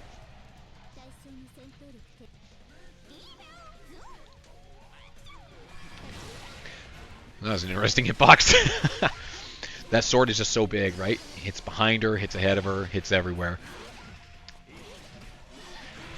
I think you can probably also use... I'm no Relius expert, obviously, but I think you can probably use the doll to eat some fireballs to kind of shield your advance as well. Because, again, Relius, like, it's not like he's helpless. He's a pretty potent character, even without the doll. Nice overdrive there. This combo... Oh, that could have been enormous. Will he get the Exceed Excel ending? He still has lots of time. So look at this. So... He just went for the full whole hog super. So during the overdrive state, the wife beater, the long range wife beater, smart, just run away. Oh no, but when does it end? Ooh, the clutch burst here. We are so down to the wire. Oh, and you know it just ended out with the little, the swing, the sleeve slap. Koei going up one game. Both games though insanely tight.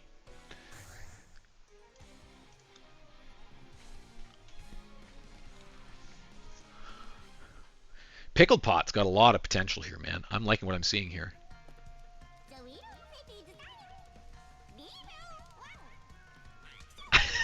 Zeno just seething in the chat. Man, Koei's ability to block the off-screen doll attack is impressing me. I doubt it's, you know, I don't want to say, oh, he's getting lucky or whatever. That's I always get smoked by that. Like I've said though, he is better than me already. Oh, the command grab, so ambiguous. The doll's coming for you, but what's it going to do? Oh boy, this is, for S especially, this is big damage. Corner carry, fatal starter. He's got some meter. Oh, and the reset! He's reset maxing. Oh, big damage again. Wow, that health bar just got deleted.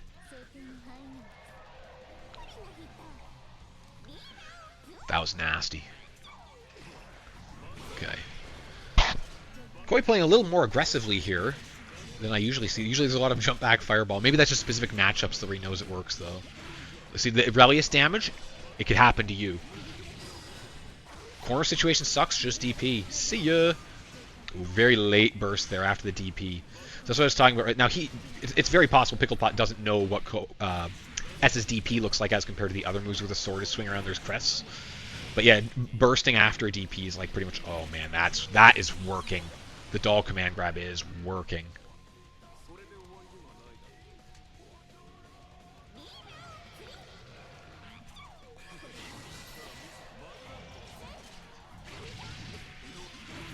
Okay, took us a minute to make contact there. There we go. Koei knows. Just let the DP rip. Just, oh my god. The anti-airs versus the DPs. See, the DP, man. People get in their own heads. Just DP him. Ooh, a little delay. He's going for the reset there. That's a, okay, interesting little point there, though. So, where Pickled Pot did not recover there, didn't tech after being hit, right? And just allowed themselves to hit a couple more times. Sometimes that's not a bad thing, because, a little twirl, when you're getting hit, or you're getting comboed, right, and you let the opponent extend the combo a little bit, the scaling is still in effect, so the extra hits might not do that much. I mean, ideally you don't want to take any damage, but sometimes you're avoiding getting put into like a reset situation. Oh, that was he had to burst there. Like as a tagger player, I know I love it when my opponent always recovers as quickly as possible because there's many setups you can trigger off that lead to big damage. Sometimes just let it go a little while. Also, if you're like me and you're just like, oh, maybe my opponent's hands are... Wow, that was clutch. Run under and then he didn't block in the air. The little blue exclamation mark. Very good games. Pre-match discussion. So I believe our next matchup here is going to be Fang and Koei. Yes. And there should be no score for this one yet. Let's get these guys into the room. Let me tag in Fang.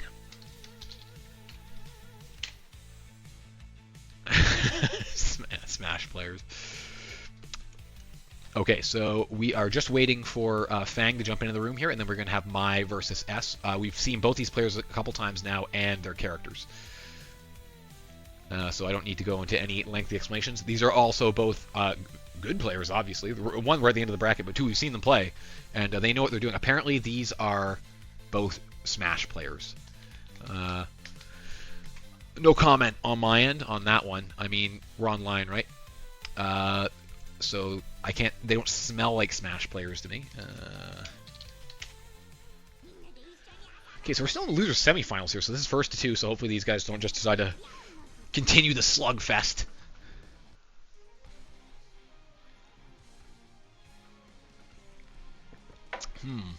Puyo Puyo Tetris. I don't know what that is, but it sounds intriguing. Wi-Fi only bracket as well being proposed here. I'm getting deeply concerned for this person's mental health that proposed that. Okay, here we go. Both these characters have a lot of range. They have potent projectile play. I mean, I imagine this is a pretty even match. Mai, I think, probably has a slight damage advantage.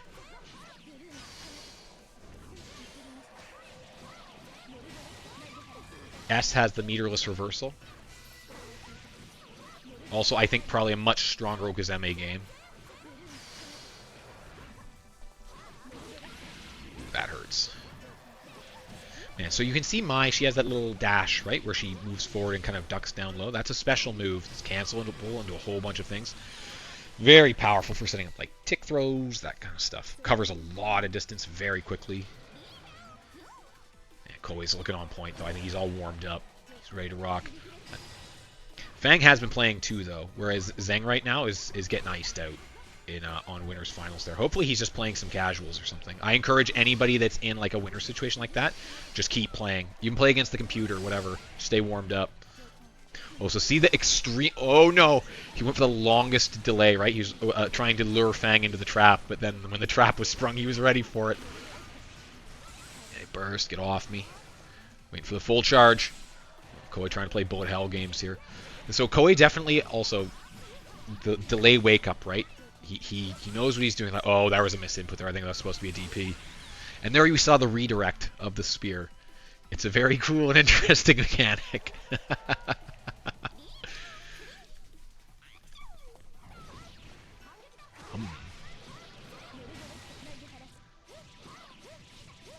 Nice corner extension.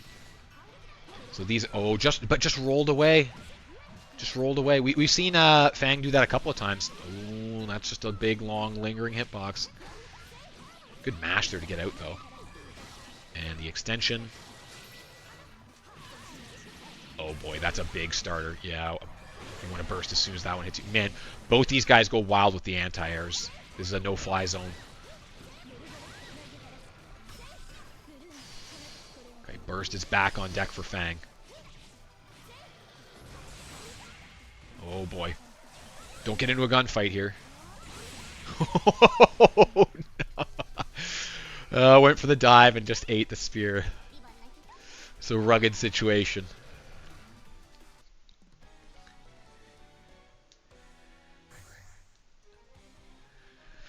Yeah, it's hard. Yeah. The temptation is to approach, right? Yes. Yes, you have to be careful. That's the charge is the risk. You could reaction, though, with the super. That's true. So that is an issue for Mai when she's charging the spear. It's imposing because a lot of characters can't really contest it easily. S definitely can with a full screen projectile super that will give her very good damage. Ooh, the 6B runner. There we go. Get that throw popping. Well, the panic set in there. Yep. Uh-oh. The panic is setting in. He doesn't know what to do. This is another character he may not have any familiarity with. Because again, I'm very surprised by how little play Mai actually gets in the layer 1 brackets. For such a expressly designed for new players character. And also she's super good. See, look at this. Projectiles come from all angles. Big damage output. Overheads. It's all there.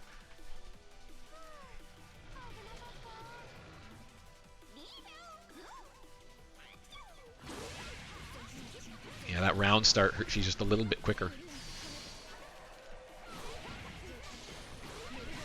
Oh, interesting. So the dive there. Ooh. Took a chance on wake up. Meaty sleeve flick. Ooh, got away from that with the air stall. Ooh, we got a little slow motion there. Oh, the very tip of the DP made contact. Goes with the overhead. Can't kill here. Man, we are so close. Wow. Using the range on that sword.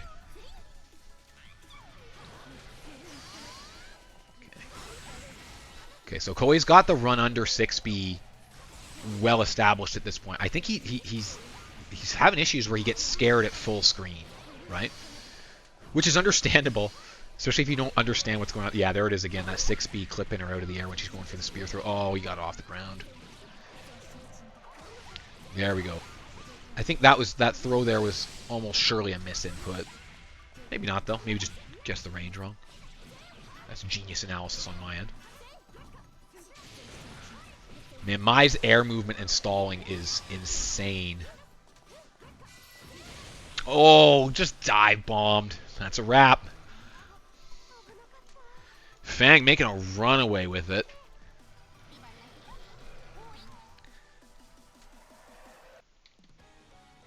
Very nice. Okay, I believe we are now going to losers finals. Let me have a look at the bracket here. Yes. So, okay, losers finals. Again, we've seen all these cats. This is going to be Fang and Mango.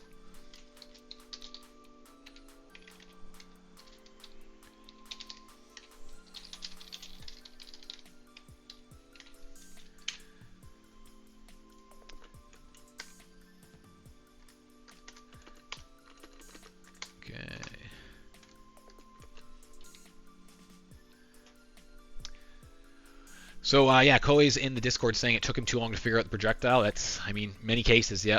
So this is a pretty knowledge check heavy game, right? But yes. Man, Mai's got some tricks up the sleeve. The projectile alone, right? It's such a simple thing. She can throw it, and then she can redirect it towards you. It does a lot. But it also, the mental game with it. Like, if you're just not used to that, right? It's harsh stuff. Anyway. We've discussed it. We know this matchup. Everybody has seen it. Knowledge is king. Let's get into it. Okay, so losers finals here.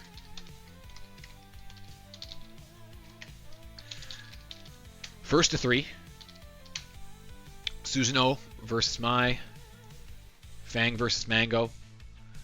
This should be. These guys have, if I'm remembering, the match counts are roughly equal in the sub 100s, like the 70s. Now that's not necessarily a full illustration of a player's experience as well, though, right? Because if you play in the different modes, or if you just play offline, it's like that stuff gets countered. You get different Steam accounts, all that kind of stuff. Okay, I will say at this point, this is where my voice usually starts to go. So if it sounds like I'm going through puberty again, well, you know what's up. Also, my wife's asleep, so I can't do a whole lot of screaming.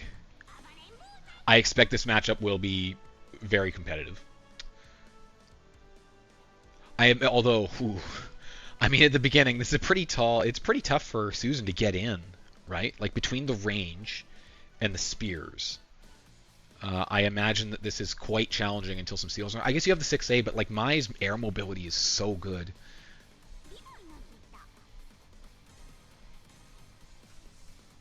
Because she has got stalls, the ability to throw the projectile. Yeah, see, we are looking quite close here.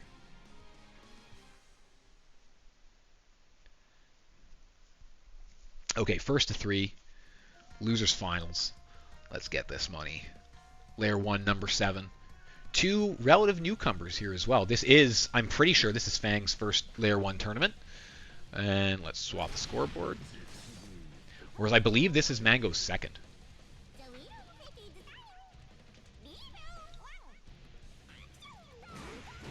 The classic round start, 6B. Sorry, I think it's 5B. 60% of the time it works every time. Yeah, both these characters have very good damage output as well. Especially off, like, just stray pokes. Still no seals on the Susan end. There we go, the sword. Okay, we haven't seen the sword get used. Oh, does he know?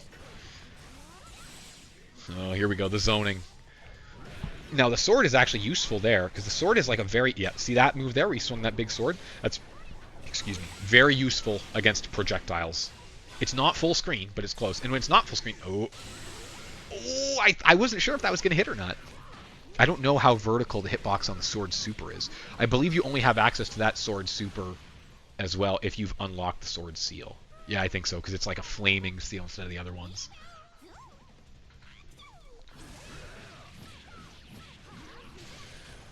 Fang has very consistent combo conversion as well. Like, that goes a long way. Not doing anything too fancy. We're not seeing a whole bunch of cancel combos or anything like that. Just stick with the basics, get your knockdown, and then take advantage. That's smart. Counter assault. Now, we've seen Mango is like a counter assault boss. Which, again, when you don't have the seals right now, the DP is unlocked. Ooh, this is treacherous. Look at the damage off that one combo there. So much red in the health bar. Oh, we're down to the wire. Good lead in. Oh, that's so clutch. This is what I'm talking about. Learn to overdrive very early in your BlazBlue career. It will take you a long way, right? Because even if you don't have an invulnerable reversal, you can use Wake Up Overdrive as one. It's very powerful.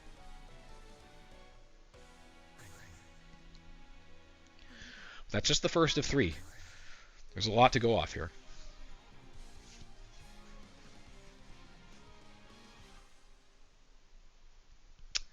That said, I don't play Susanoo, so I don't really know what you should do to adapt here, right? Because some of it also comes down to which seals you unlock. Like, it's a pretty dynamic situation. Didn't go for the round start classic that time, and he paid for it. Early burst, too. That spear redirection is so silly. I'm not sure what Susanoo's option would be, too, for a run-under like we saw Koei doing with the 6B run-under in poker while she's getting the spear ready, right? Oh, we're in the avalanche now. That does chip damage, too. There we go. So he's got the DP unlocked. A little late in the life department, but it's Susanoo, like, life is nothing. Okay, there we go. He's got the elbow blaster as well. Ooh. The run-up grab, like, you want to talk about layer 1, right? But it works. Ooh, okay, a lot of good counter. Okay, we were seeing adaptation there, right? Mai essentially can't charge a spear on the ground. The elbow gun comes out.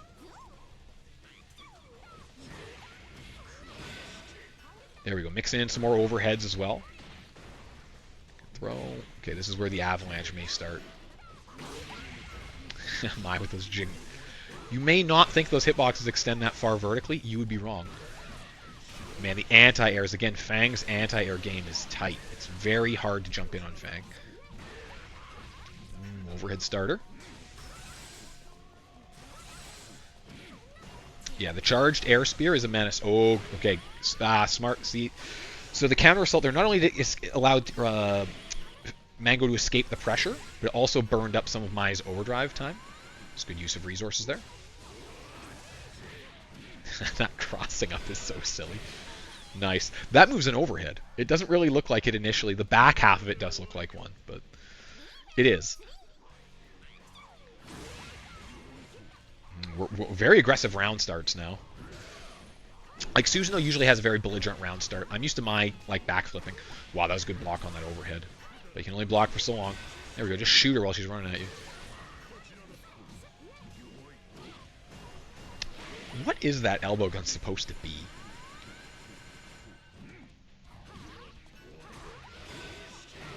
Nice. Uh-oh. Okay, see. So here we're in a counter hit loop, right? Fang was just pushing buttons, like hoping that they would be getting out of that with sort of a mash, and just kept paying for it. Now, especially with access to overdrive, like just the wake up overdrive is a very strong option. Oh boy. Okay, yeah, that was smart. Ooh. Oh no, he doesn't know. Clapped.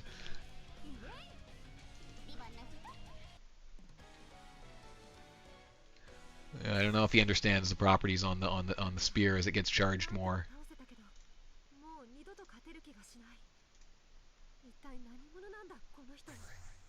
Okay, good. They know it's first to 3.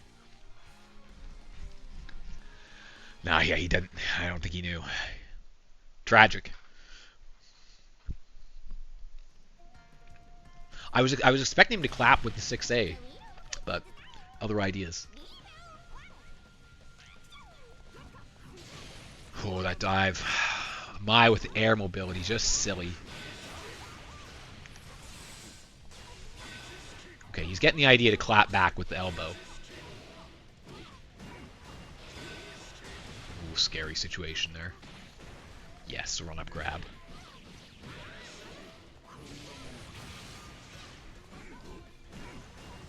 Still, ooh, crush trigger combo starter though. I don't know if Mango.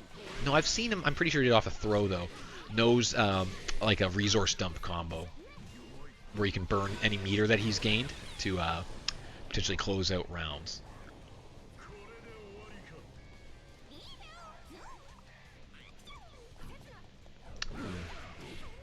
No aggressive round start option there. Pretty respectful. And unlock the Sonic Spin. There we go. Okay, so it looks like the elbow gun pays dividends here. Wow, that was a hard call out. Oh, I thought there was going to be more off of that. Oh no, oh. Okay, rapid cancel would have been a good use of bar there, right? Like that that ground viper when Susanoo, scurries across the ground and then he does that big upwards kick after. If you block that, he is so minus. But if you rapid cancel it, you're in the air quite low and you can't go for overheads. Okay, the burst is back and he took it. That's one I might have sat on. But with okay, Susanoo damage, anything's possible.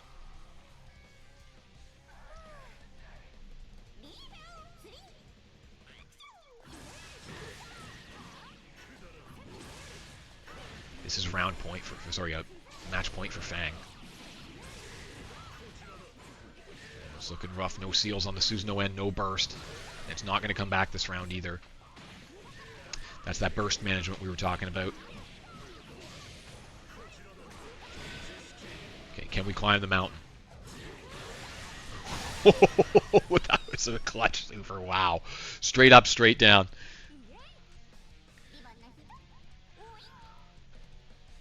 Well, and that's it for Losers Finals.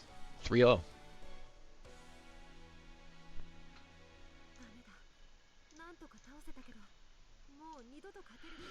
Grand Finals.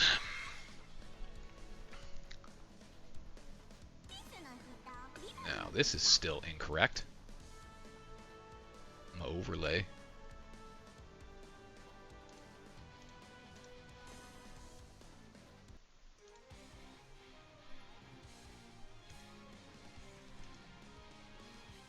Oh, Tournament Stream Helper is crashing.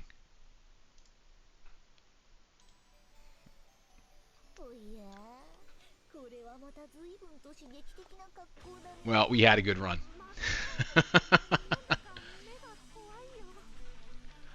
All right, this is it, Grand Finals.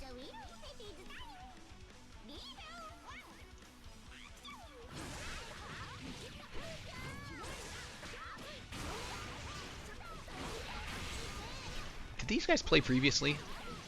Was it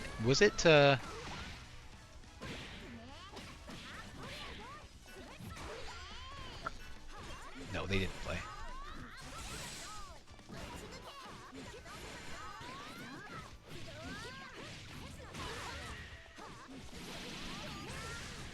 Oh boy.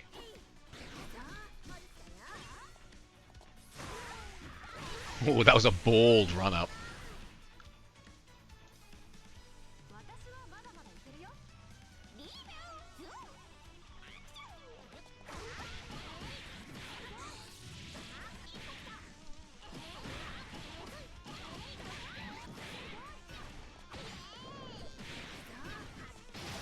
Okay. Oh, good throw tech there. That's the thing. You never know if both players just were thinking the same thing, or because I can't do a deliberate tech. I don't have those kind of reflexes. Okay, this is the classic situation. Oh, fatal counter start. This could be monstrous damage. So at this point, too, no point in bursting, right? It's late in the combo. Most of the damage has been done. Just let it rock.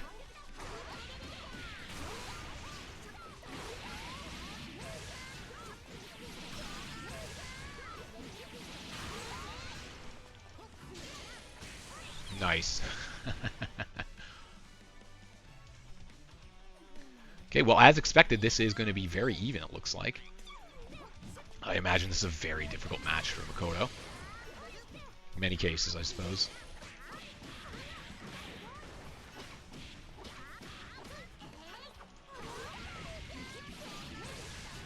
We'll look at the carry on this, too. Turn that around real quickly. Oh, the DP clutch. Oh, look at the blocks, though, eh? Ooh, big damage off the C-mash.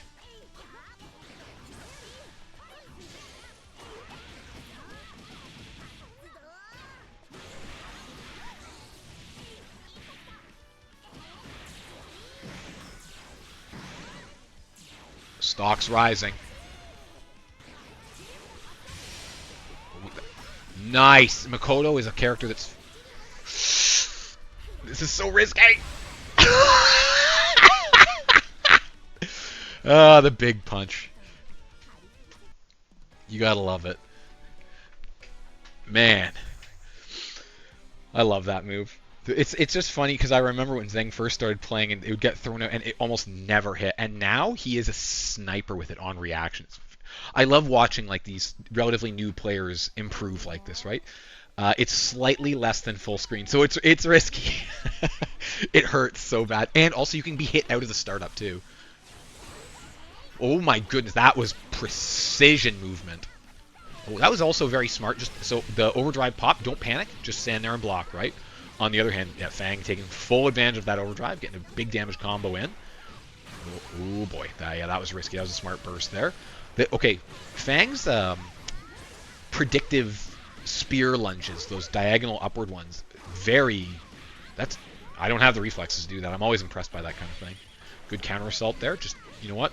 Get him out of the corner. Oh, no. Okay, I was impressed by those, and then that one happened. Again, I may have spoken too soon.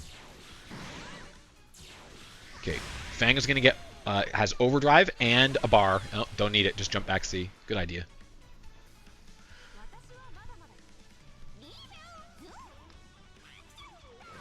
Yeah, this game, when you first start playing it especially, can be overwhelming, right? Because just look on screen. There's a health gauge, a barrier gauge, overdrive, and super gauge. And a lot of characters have their own little gauges as well. So there's a lot to keep. It can be hard to keep track of things. I will say, it's much easier to keep track of these things when you're just yapping on the sidelines than you are when you're actually playing. Ooh, that was a good mash there. Fearless. DP, very nice. You have to establish it. Oh, we haven't seen that one too often where the projectile version of the Spirit Orb gets used. Ooh.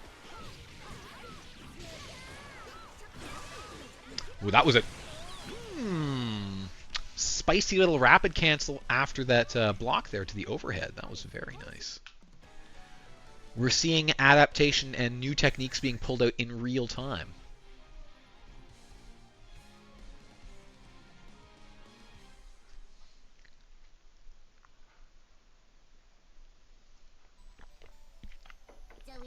No, so who has the better bullshit? That's like, oh, fighting games. Oh, went for a risky round start there and didn't pay off. I imagine it's quite difficult for Makoto to get a like a strong round start option. Again, just because Mai's range is so much better, right? Oh, the straight down. Smart. Okay, corner carry. Cracked with the aerial overhead.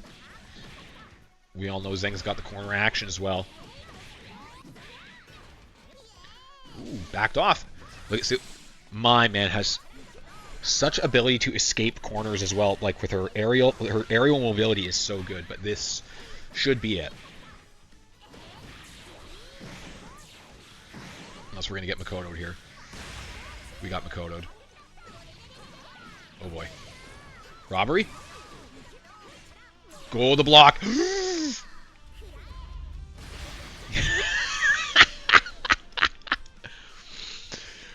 I thought maybe she was going to get hit there during the startup. And you might get that rare double down. You do see those every now and then.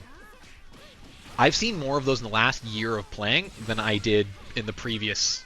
I don't know, I've been playing since CT and I almost never saw them at all. Ooh, that big backswing. That has pretty good reach for a Makoto move. It is risky though because it pushes the opponent so far away, right? Not an ideal situation for her. This, on the other hand, is looking very good.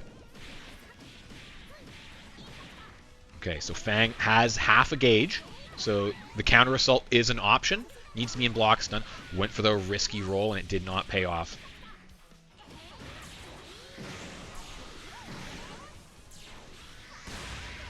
And Makoto'd. Chipped. Yeah, double down's very rare. That was very nice. So in that situation there, that corner roll from Fang was very... It was treachery, right? Now, the options there, like the smartest option, often the smartest option is just just block. Just go for the block. I know it's scary because like overheads and everything, but all you need to do there, especially, you need to get into a little bit of block stun, and then you had the counter assault option to get out of the pressure. Salty going berserk for the squirrel stonks. Okay, there we go. A little bit more respectful at the beginning here. Oh, Zeng's got the overhead block locked in there. A lot of risky for... I am so impressed by that, the anti-airs that Zeng is throwing. Both these players like the reflexes. In several instances... Oh, we're seeing some tricky stuff now. Stuffed by the jab. Sometimes you don't want to be tricky. Oh, that is so... That's so belligerent. Roll up on wake up like, oh, you thought you were mixing me up. Not quite.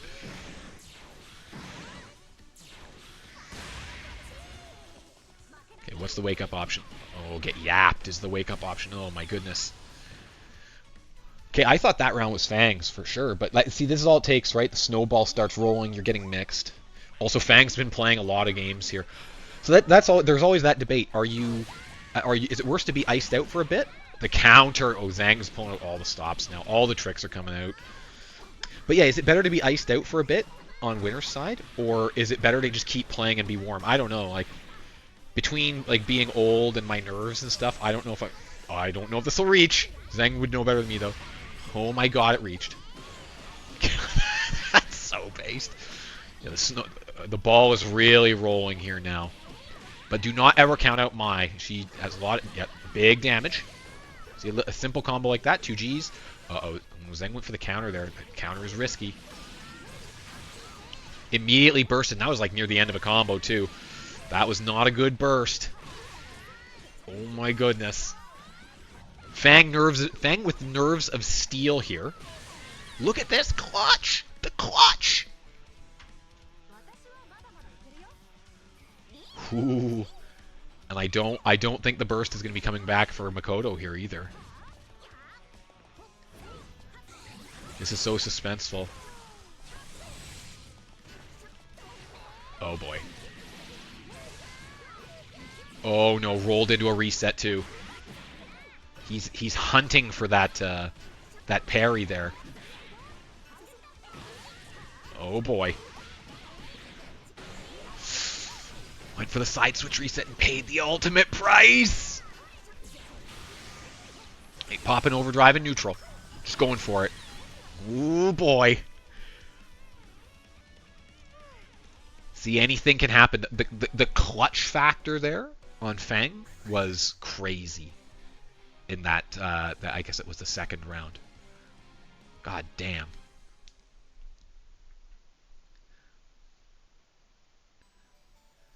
No, Fang's a beast. Make no mistake. I don't know what other fighting game experience there is, but it's there.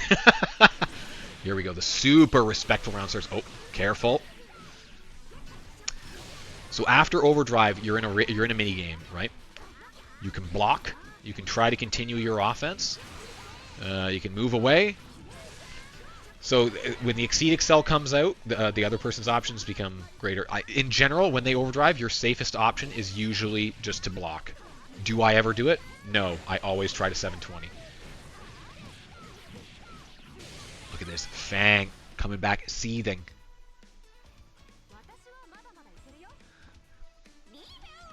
Purple throw, always based. Purple throw specialist, it's royal purple. The throw of kings. The side switch. He's breaking out the exotic bits now. Run up throw, we're all the way back. Oh, drop that combo though off the throw, unless he's going for another reset. No, that was a nice roll up.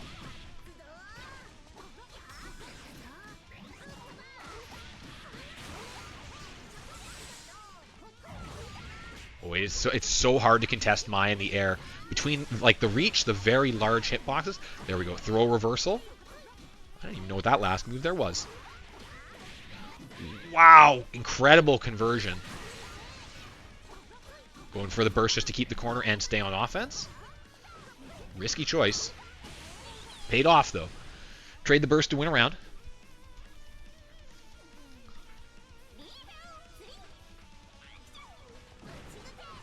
Okay.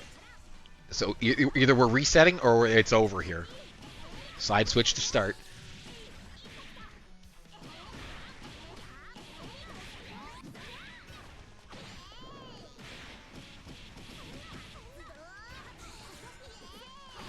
Oh, mashing, but got away with it there. Oh my goodness. That was a very precise run-up. I don't even think Zheng expected to be able to convert off that. Overdrive. Wake up overdrive. Yes. Time allotment is full. Mega damage.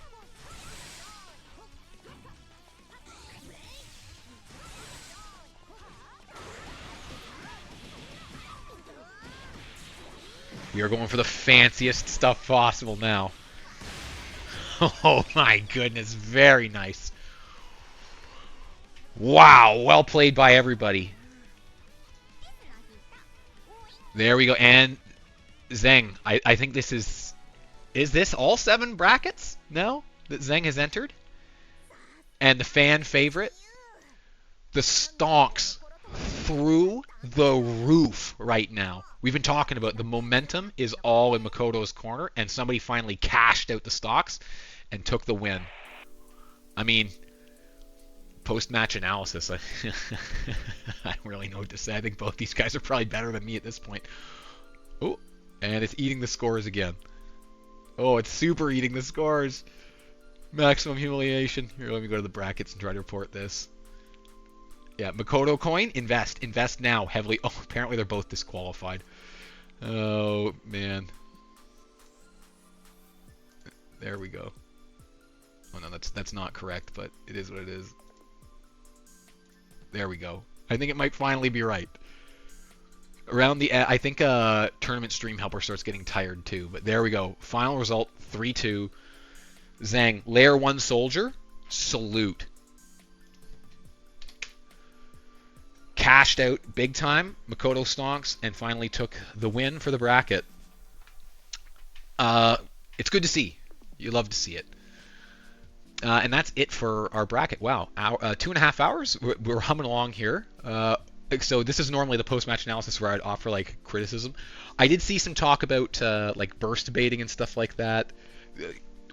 I think Fang has a mastery of the system mechanics for such a low match count. Fang, you're in the chat right now, right? I see you're saying stuff. What other fighting games do you play?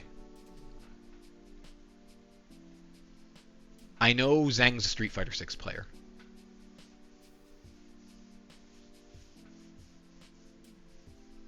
I'm assuming you play something else. It's always interesting to see what people play. Anyway, that was another Layer 1 thriller of a bracket.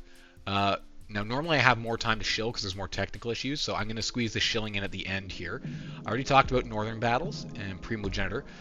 Let's talk about the good folks over at Smart Esports. Oh, yeah, right. I already talked to Fang about that. Sorry. Yeah. Wow, you're really good at these games for not having played much. Anyway, Jen is the one that makes it possible. She's the bracket whip. These would not happen without her, so please thank her. Actually, if you want to be really nice to her, just slide over to her on Discord and like let her know the DM. So I'm sure she would appreciate it. Just bombard her. So when she wakes up, she has a whole bunch of messages from the Layer 1 soldiers. This is Smart Esports' YouTube series, Game Set Match, where they talk to players from across the FGC that look at fighting games from slightly different perspectives. This is the headline feature that they have, where they talk to this blind warrior Sven, who is a blind Street Fighter player. I talked about it. I shilled it last time. It's worth shilling again. It's really interesting. It's long. I think it's almost 3 hours long. It's kind of a series of shorter videos that break it down, so you can digest it in chunks, but it's really interesting and thought-provoking. I highly recommend you watch that. And then we got Takun.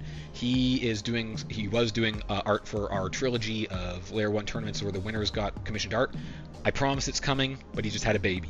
So, a little grace. Please and thank you. Then we have some new things to shill here. These came from various Layer 1 members that told me to pipe in with these. The Breakfast Garage, they make fight sticks. They're in Texas. The sticks are amazing. Rain vouched for them. And here is an example of what you can get from them. This looks like you could run it over with your car and it would be fine. And it's got that styling hybrid hitbox plus joystick look, which, like, I don't know if I could ever get used to having my hand that far away using the joystick, but obviously people do because they pay to have them made. So hit them up. Just search for Breakfast Garage fight sticks. It's an Etsy shop. And then the other thing that I shelled from last month's champion, Axolo, he told me to bring up Whistly's shop. They make stickers and art. Here's an example.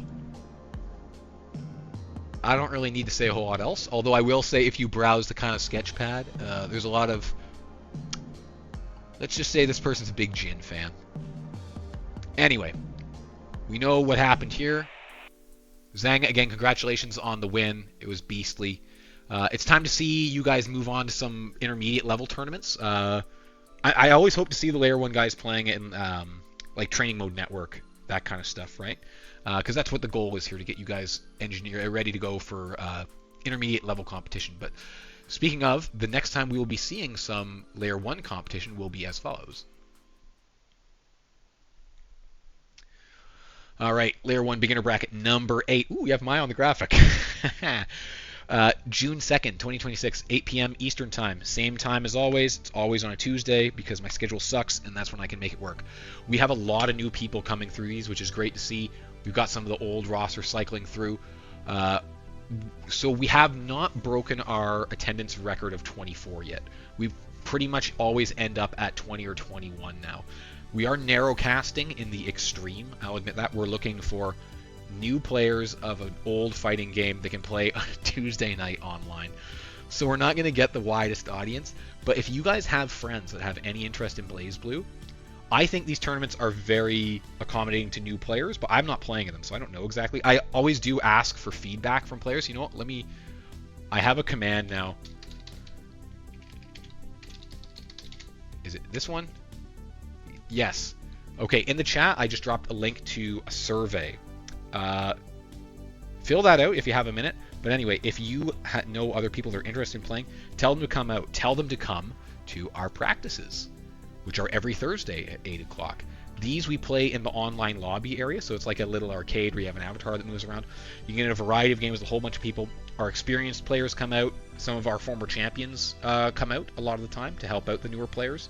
It's just a good place to get some reps in against people that are going to be your peers in the tournaments and learn in like an extremely facilitating environment. We're always in the Discord chat as well, like answering each other's questions, telling people how to deal with this and that.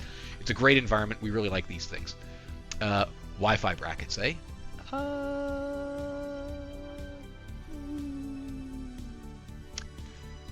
So yes, also to answer the other question, it is anybody is eligible to play from anywhere, but if you are part of the international audience from outside North America, we do a connection test beforehand, just for the events, for the practices, whatever.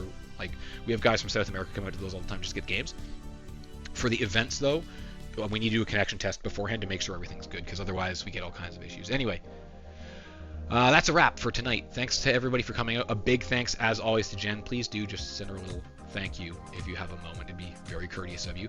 And big thanks to everybody that comes and plays in these. Obviously, they are nothing without you. And it's really nice to see players evolve on the Layer 1 BlazBlue journey as time goes on. It's very nice to see Zhang take home the win here. It was bound to happen eventually. He's become a monster. Anyway, I'm Andy, aka Ghosts. Come through, join us. Layer 1 Discord. We're only a little weird. Let me post the link up there. Please come by. And also tomorrow, hopefully tomorrow I'll be able to finish it, we have our Hall of Champions where I make little winners graphics, which you can see at the beginning of every stream, and have a look at those, see what the previous events, how those shook out and everything. Anyway, I gotta go because the voice is torched. Have a good night, everybody.